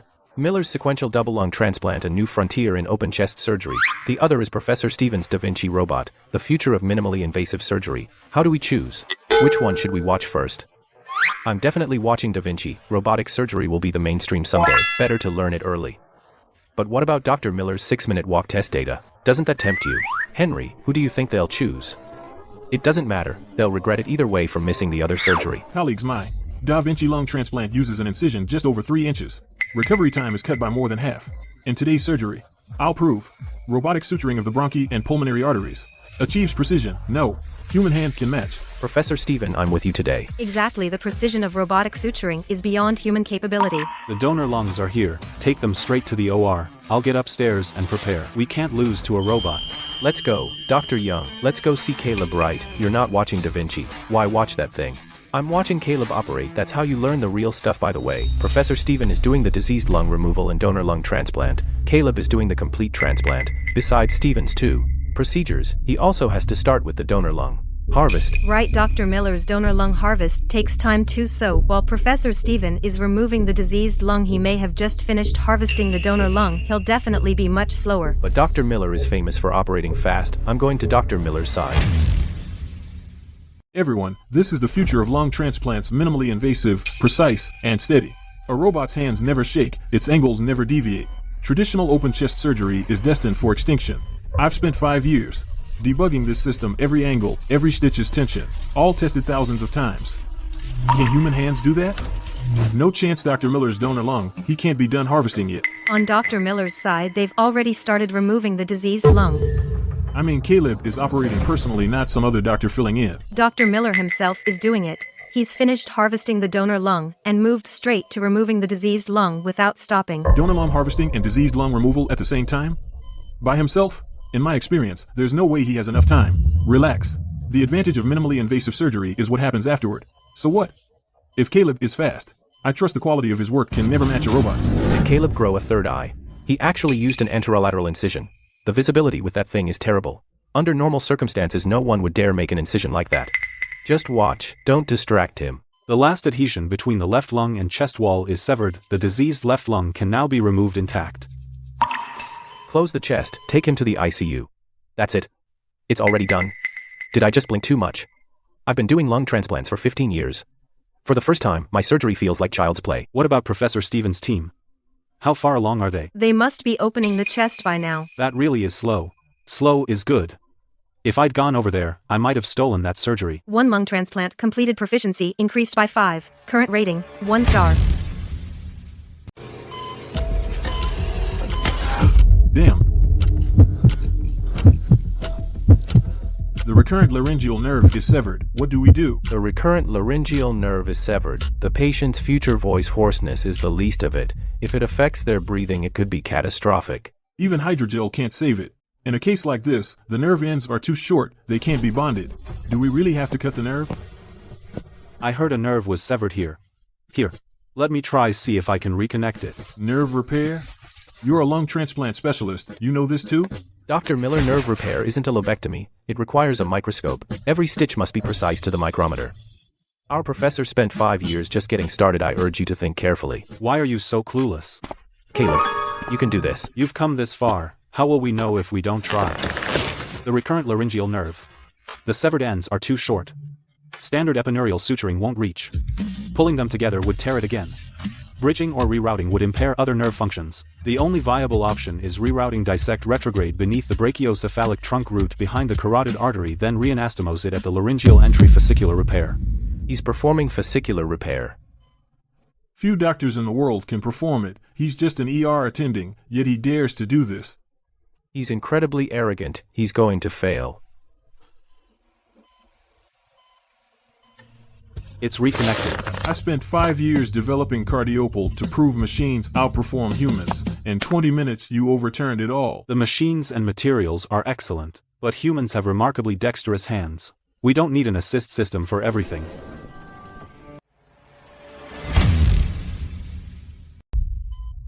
Stop talking, move. I need to keep operating. Professor Stephen, be careful this time. If you sever the phrenic nerve too, it'll be hard to reroute and repair it.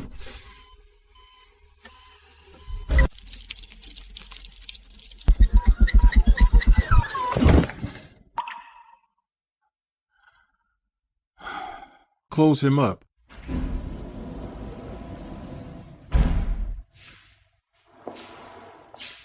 Your nerve repair. Where did you learn it? Same as I said before. I practiced at home.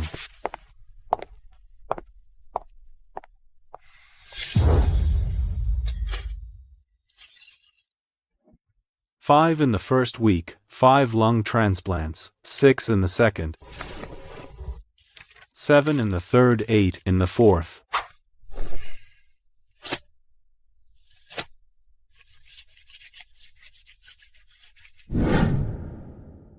Whatever it takes, give me another transplant patient. Right away. Professor Stephen, Dr. Miller has completed every patient we could transfer from our center and the neighboring center. He treated every one of them, not to mention you. Even Professor Hall's patients are waiting in line.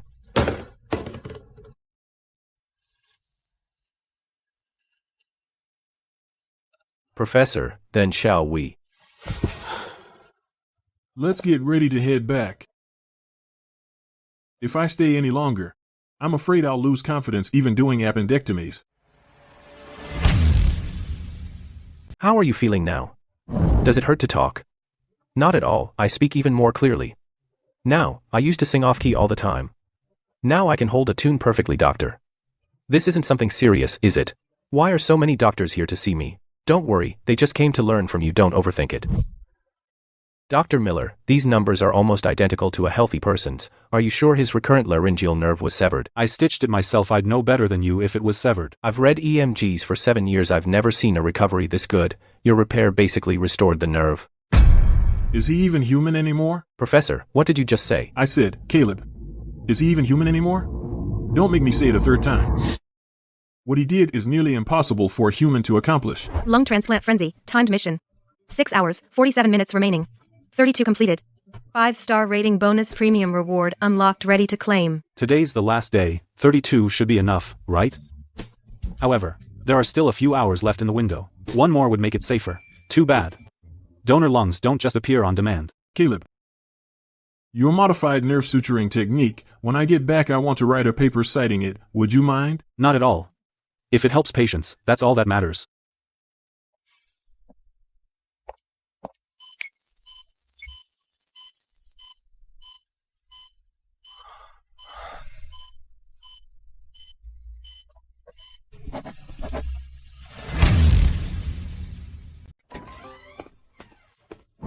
You made it. Uncle Caleb. Uncle Caleb, Mom, Dad, and I made this for you. Thank you all. Congratulations, you earned a patient's sincere thanks reward, 1 golden scalpel and 1 prize wheel spin. A golden scalpel? Sounds like a big deal. Let's finish up, I need to see it. Where are her test results? Let's see how much she's recovered. How's her recovery? Her FEV1, FVC, is 85%. How much? Anything above 83% is considered normal. 85%. She's post-lung transplant only 1 month out and already 2% above normal. She's recovering remarkably well. The first month after surgery is the most critical. You're already where we'd expect at 3 months post-op. Dr. Miller, if she feels fine from now on, can she come back in 6 months? In 30 years of lung transplants, I've never seen a patient recover this well, yet my patients are still on anti-rejection drugs at 6 months. Waiting 6 months for follow-up is overconfident. Bring in the other follow-up patients. I'll see all 5 or 6 got it. Patient 1, lung function, 81%. Patient 2, 83%. Patient 3, 84%. Patient 4, 85%. Patient 5, 87%. Patient 6, 86%. 6 patients, not one below 80%. Unbelievable. All look fine. Take your meds on time. Come back in 6 months.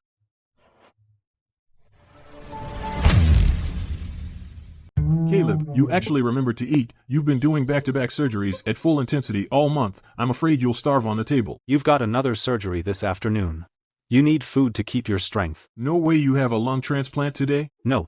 Just a few routine lobectomies for a change of pace. Caleb, you did so many surgeries last month. Your paycheck must have been huge. You must have made a fortune. You got what you wanted. I guess it was decent. I haven't calculated the exact amount. But let me remind you of something. I'm not like you. Caleb, with your skill, you could easily do what I do and fly all over the world. You'd make tens of thousands per surgery, and tens of thousands per lecture. No exhausting hospital shifts.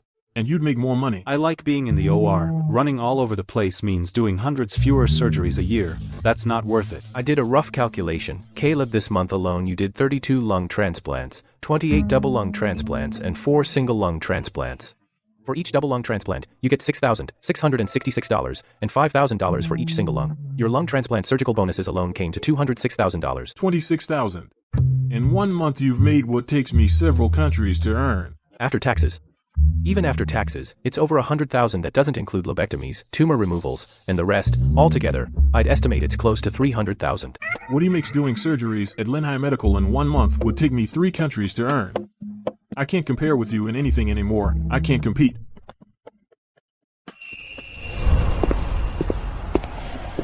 Caleb, walk us out. Walking us to the parking lot isn't enough. When Professor Hall left, you walked him all the way to the front gate. Now you're only walking me to the lot? Don't I look cheap enough already? Come on, I'll walk you to the gate. Heh, heh, heh.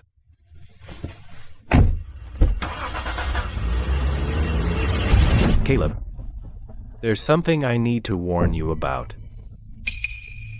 What is it? Yvonne's lung transplant. You know the donor lungs were taken by Victor Vance from EverHealth Pharmaceuticals, right? Then you got them back. This time, Professor Stephen and I are going back to the States to operate on him. He's got complicated connections and he's ruthless. He's been keeping tabs on Yvonne's recovery. I suspect he hates you even more. Watch your back. Thanks, I understand. Caleb, next time I come by I won't compare myself to you. I'll learn from you instead. Sure, text me when you get there.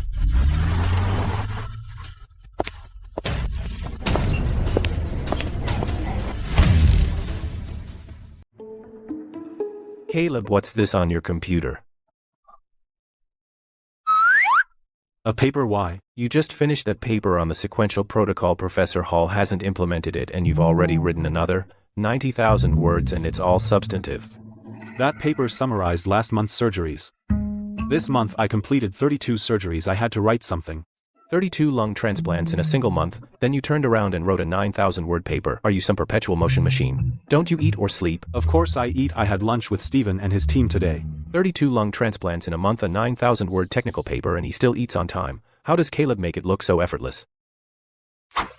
Caleb, this title is way too plain. An exploration of sequential double lung transplantation, practical details, and lessons from 32 postoperative cases. I'll give you a killer title. Check this out, an original, world-leading sequential lung transplant technique that single-handedly improves postoperative outcomes. Worldwide, publish that title and it'll blow every reviewer's mind. World-leading. Single-handedly. Put those words in the title, and who could resist reading it? It's too long. And it'll make people think I published it just to brag. It's called academic marketing. You have the skills. What's wrong with selling them a little? I've written papers for years, all thanks to that marketing trick. Dr. Cole. The title of your paper on the reverse modification technique was certainly eye-catching. A novel recurrent laryngeal nerve repair technique, the world's first independently designed repair procedure for transection injuries of the recurrent laryngeal nerve. I could never come up with wording like that. Of course not. I polish your titles and you fill in the technical details. We complement each other. This one's not bad. But the technical details aren't precise in a few places. After my surgery this afternoon, I'll revise the technical sections.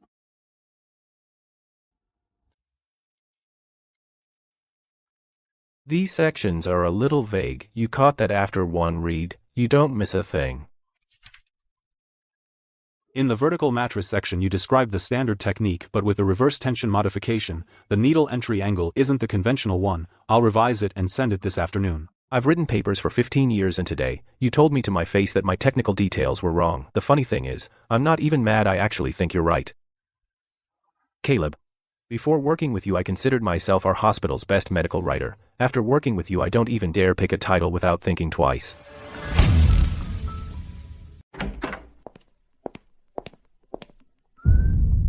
Paychecks are out, 27,000 in bonuses, my total pay top 30 grand. I've never earned that much in a single month. I got 15,000, 6,000 was my old ceiling. Dr. Miller, with your surgical pace, anesthesia barely has to work, and I get paid twice as much. Are you scheduling surgeries next month? Dr. Miller, what about you? 182,000 pre-tax. About 150,000 after tax. 180,000. That's a year's pay for me. Keep working hard, everyone. We've got more surgeries next month.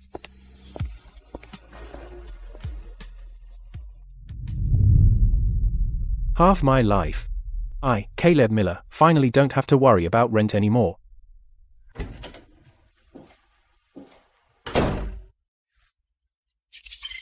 Time-limited mission settlement complete. Heartfelt patient gratitude reward has been issued. The golden scalpel can be obtained through peak surgical performance, heartfelt patient gratitude, and other methods. Effect: when surgery reaches perfect level, using a certain number of golden scalpels can break through the surgical limit.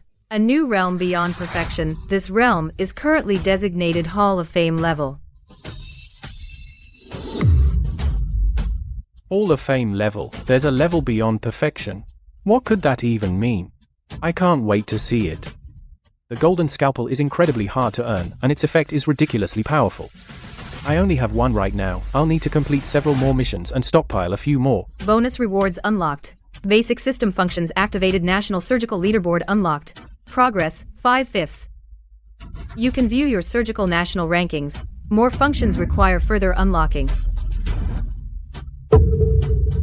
Master Level 4 Pressure Vacuum Suction Intubation Linhai Medical Rank, Number 1 Bayun Province Rank, Number 7 National Rank, Number 106. Expert Level Giant Pulmonary Tumor Resection Linhai Medical Rank, No 3 Bayun Province, Rank, No 29.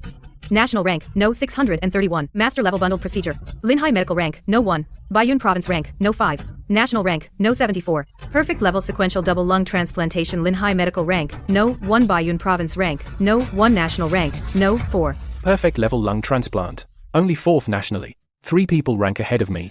Who are they? Douglas Hall. Or the other pioneers?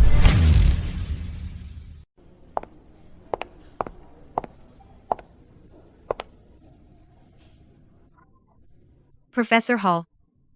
You know my mentor's longtime friend, the top name in lung transplantation, Douglas Hall. Let's go, Grandpa's waiting for us, yeah.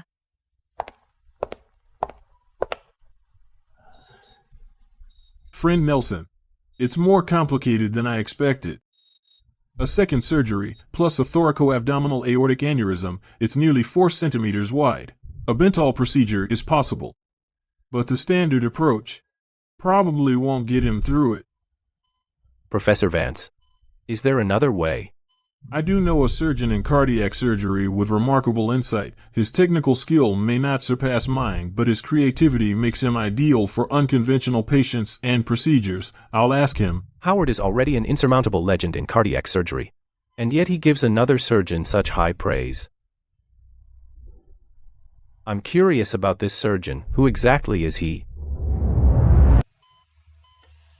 Caleb Miller. The ascending aorta lies so far back I can't reach it through the usual approach. Every time, I have to spend 30 extra minutes exposing it. Do you have a solution? You could try going in through the space between the aortic root and pulmonary veins. First, place 3 suspension sutures. Pull the aortic root and right ventricle slightly apart. That'll open up your view. That space is normally off limits. What if you damage the pulmonary artery wall? I know what I'm doing. The pulmonary artery wall is tougher than you think. As long as you cut parallel to it, you won't cause any damage. Oh. Caleb, you're amazing. This saved at least 20 minutes over my old method.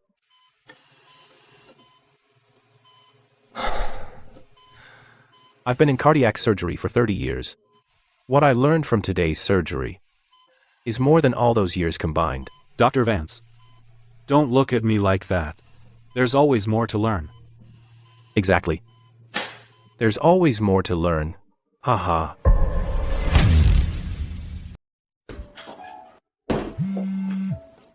Thoracoabdominal aortic aneurysm, diameter, 4.75 centimeters. Dissection starts in the ascending aorta, it extends all the way to the aortic bifurcation, right. Coronary ostium compressed, right. And this is a redo. Standard surgery requires full chest dissection. The patient won't survive, the bleeding risk is extremely high. My friend, can this patient undergo a combined Betrayal procedure? Can it be done? Not conventionally, it's a redo with an aneurysm this large, open his chest, and he dies. The only viable option is to combine a descending aortic stent with balloon occlusion.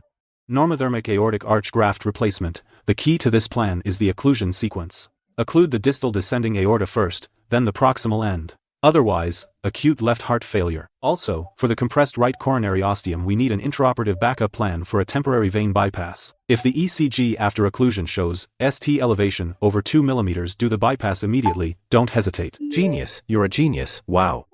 My friend, I'm at Heart and Vascular now, the patient is right in front of me. That plan of yours, I ran it through a simulation, the logic is flawless. I've never seen anyone who could, in 20 minutes, take such a complex case and break it into actionable steps. The window for descending aortic occlusion is only about 20 minutes. Beyond that, the kidneys and spinal cord are at risk. The graft diameter must match the native vessel. The margin can't exceed 1 mm. For the abdominal aortic anastomosis, do the distal end first, then the renal end, otherwise, you can't control the anastomotic tension.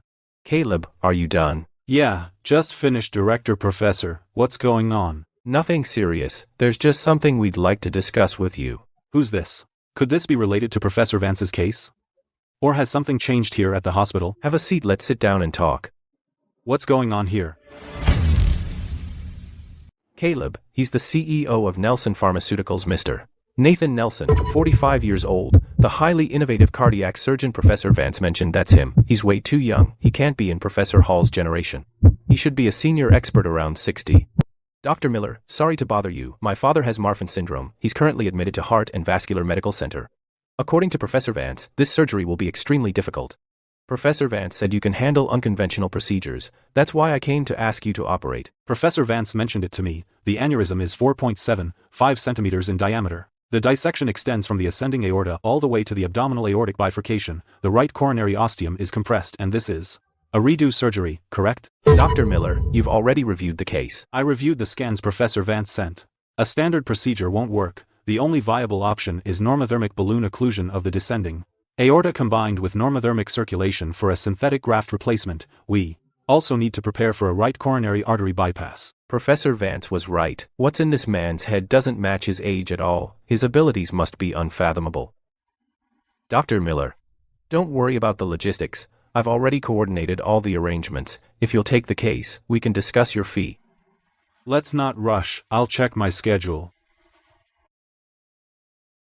I have a lung transplant tomorrow and an urgent surgery the day after. Both patients came here from out of state specifically for me. No one can replace me. The earliest I could go to heart and vascular would be the day after next. Doctor, if you're willing to take the case, I'll personally reward you handsomely. This isn't about money. If I abandon this surgery, at least 2 patients could lose their lives. I can't justify that. Those patients came here because they trust me. I can't let them down. Tristan, Nora. Tristan, this is. You two are. Nora and I grew up together. Grandpa Nelson and Mr. Nelson, they're both like family to me. Caleb, I knew it. The person Professor Vance mentioned had to be you. For Grandpa Nelson's surgery, you have to help us. Caleb, you can't do anything either? I'll see what I can do. Tomorrow, I'll perform both the lung transplant and the gland surgery. The day after, I'll fly to heart and vascular. I knew you'd step up, Caleb. Aortic aneurysm diameter, 4.75 centimeters from the ascending aorta all the way to the abdominal aorta. The right coronary ostium is compressed. A second surgery. Who here is confident enough to take it on? I can handle the lungs, but if we can't get past the heart, we still won't get him off the table. If only Autumn Leaf were here.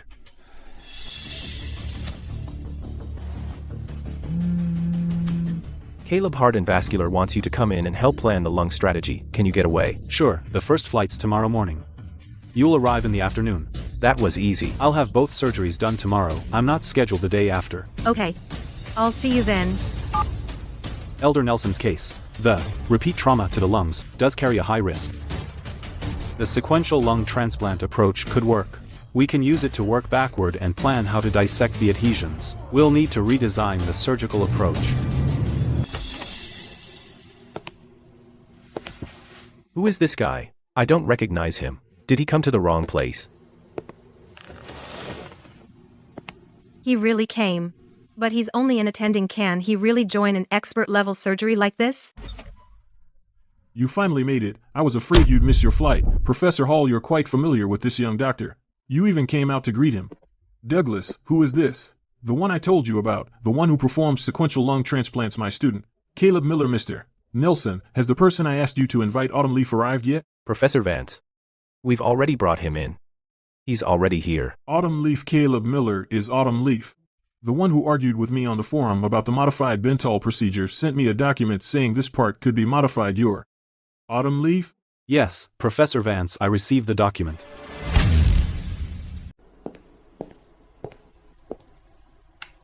Three core risks: Marfan syndrome, systemic vascular disease, a thoracoabdominal aortic aneurysm's risk of rupture, a second surgery's adhesions, and compounded trauma.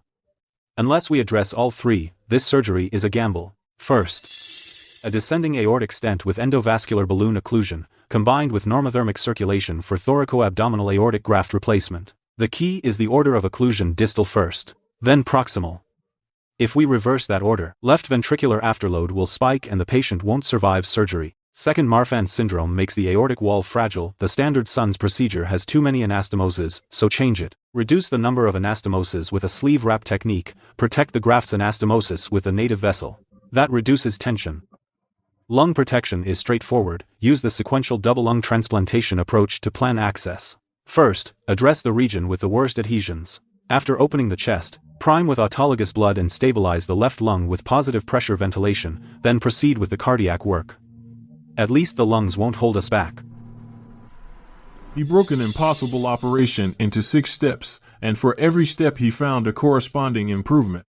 No wonder Douglas takes such an interest in him. The younger generation is incredible. Looks like I worried for nothing. Every word he said hit a critical point. Tristan didn't lie to me. That's all. I approve Caleb's plan. Pre-op prep this afternoon, surgery tomorrow morning. This plan of yours. After hearing it, I feel like all these years of my academic research were for nothing. We only need a bedside assessment. I'll see Elder Nelson this afternoon to confirm a few details. You've been hiding your talents. Caleb, Your incredible Nora was absolutely stunned.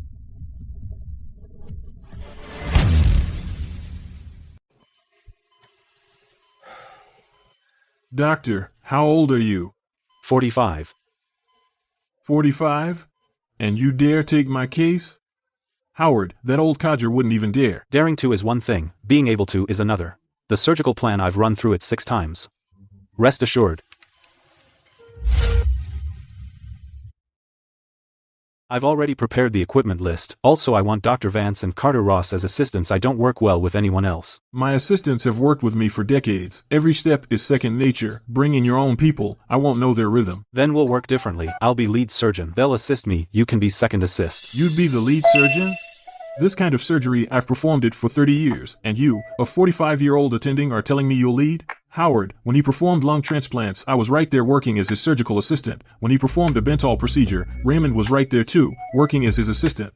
If you think I can't do it, then draw up a sample surgical plan. You take the lead. But if you can't pull it off, he'll take over, right? You're saying you'll lead? Are you confident? I'll review the details. One last time tonight. I'll operate tomorrow. You be my second assist. At my pace only you can keep up. Fine, you lead. I'll be your second assist. A 45-year-old taking over as my lead surgeon. Has the world gone upside down? Still studying? Some anastomosis sequences differ from the standard Betrayal. Let me confirm it one more time. Be honest with me. This operation, how confident are you? 70%. If Raymond and Carter assist without any problems, it could reach 80%. 70%? Howard wouldn't even claim a 30% chance. You're the only one who can do it. I'll pick you up tomorrow morning.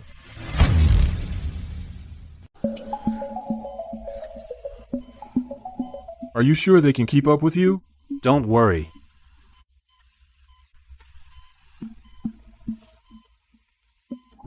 He chose these two as assistants, and it looks like he was right, because whoever else he chose, they couldn't keep up with his pace. Preserve the supraortic branches. Trim the graft into a C-shape, end-to-side anastomosis sequence. Normothermic circulatory arrest. Prepare for cannulation. This step wasn't in the plan. To keep air out of the aorta, I added it on the fly. I forgot to write it down. Add one more step on the fly. He casually stabilized the entire course of the surgery. What's in his head far exceeds what's in the written plan.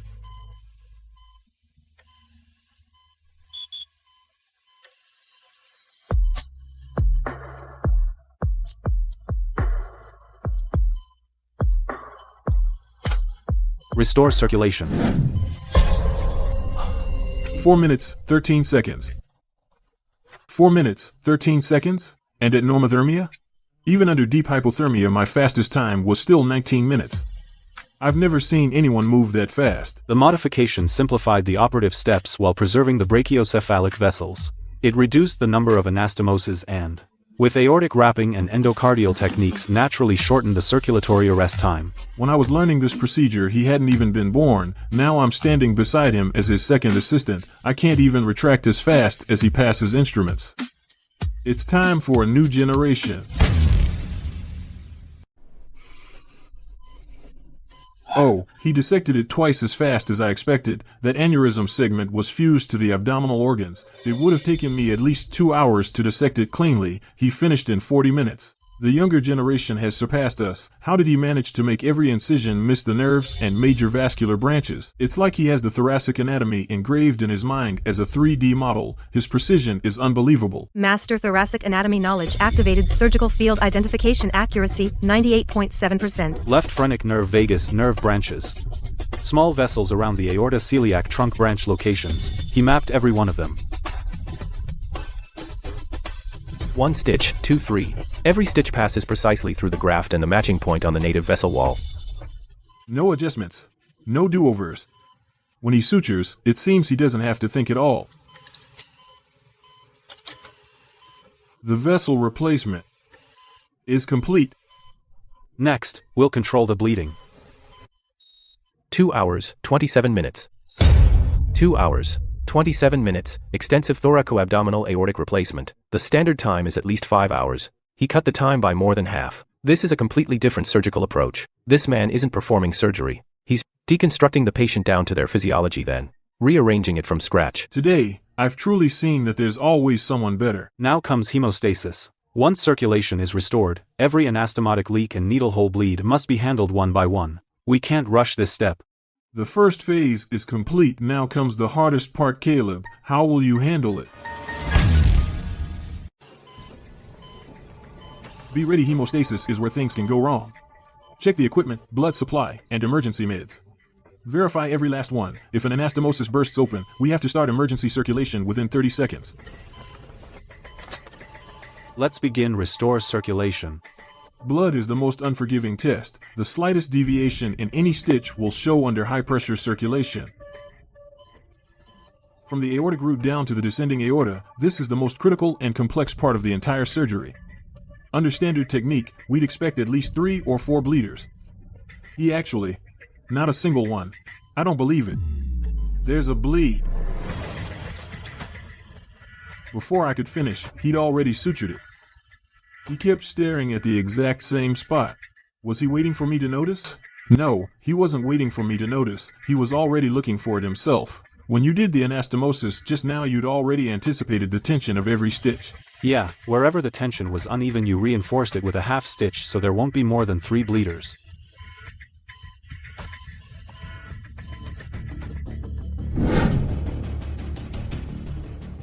Bro, it's been over 5 hours. Why haven't we heard anything? No news is good news. Professor Vance said the surgery was expected to take 12 hours. We're not even halfway there.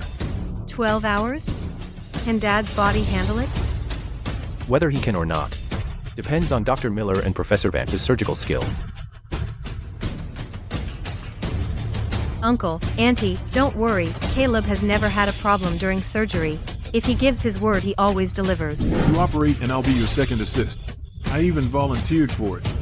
Isn't it time for a new generation? It already has one.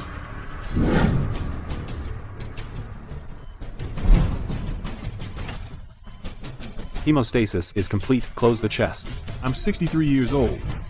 I've been performing surgery for 40 years. Today is the first time I've ever said this to someone else in the OR. The lights are out. Wasn't it supposed to take 12 hours? It's only been a little over 5.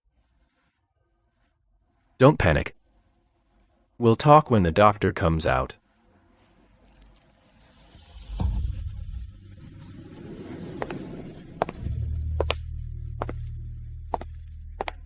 Dr. Miller. Professor Vance. You did all you could. Why is he stealing my line? Isn't that supposed to be what we doctors say? We really did all we could.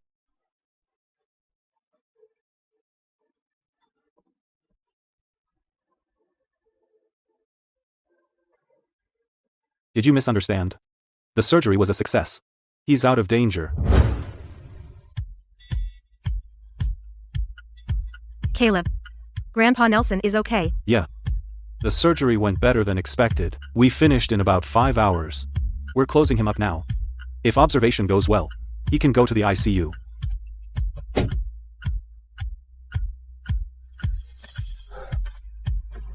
Thank you, Dr. Miller. Caleb, you should get some rest.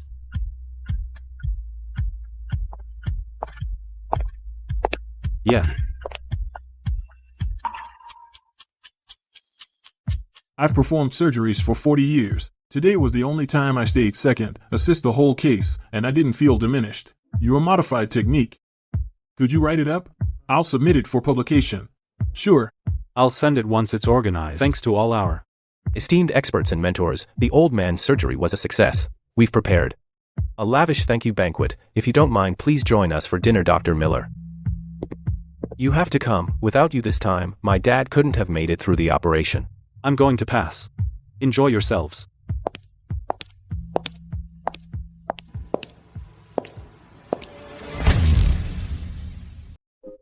One more thing. You'd better all stay at the hospital tonight. Don't go too far. Dr. Miller.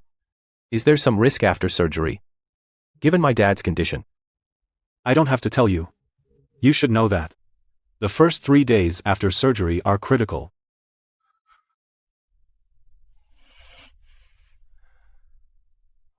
Don't overthink it. I asked you to stay not because I expect trouble.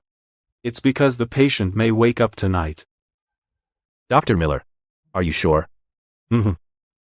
If nothing goes wrong, he should be extubated later tonight. Extubated? After thoracoabdominal aortic replacement, extubated in under 24 hours? Caleb? That estimate of yours is way too optimistic, isn't it? How is that possible? Whether it's optimistic or not, we'll know tonight.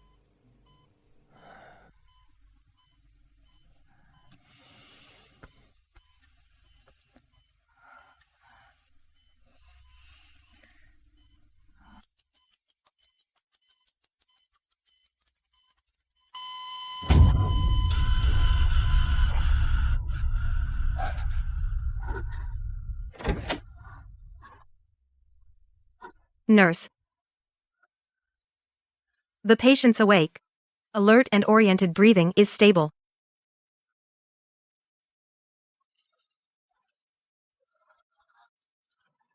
Annie, Grandpa's awake. He's really awake. Blood pressure stable. Heart rate normal, oxygenation index 98%. He's really awake. At this point, he's already off the ventilator. Caleb said he'd wake tonight. And he actually did. After thoracoabdominal aortic replacement in under 12 hours, he was extubated and awake. In 40 years of surgical records, I've never seen this tonight. I'm rewriting the record.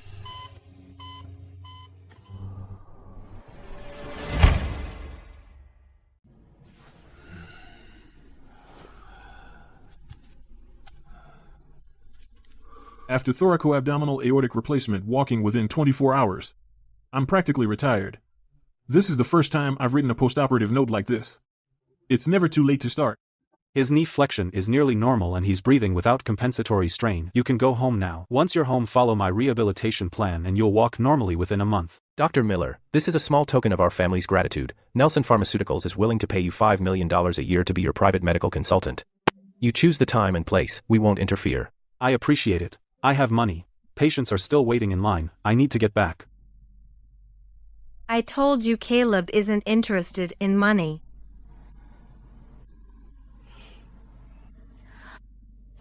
The core of the staged rehabilitation plan isn't speed.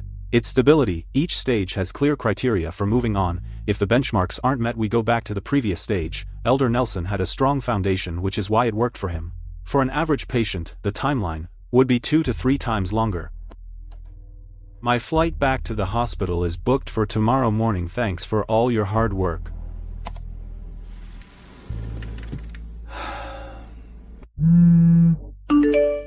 These two really think alike. They messaged me at the same time. But getting these two messages proves my late bloom comeback is complete. Emergency department. Level 1 alert. Complex penetrating trauma to the great vessels. Hemorrhagic shock. Vital signs are unstable. Dr. Miller, this patient has injuries to both the heart and aorta.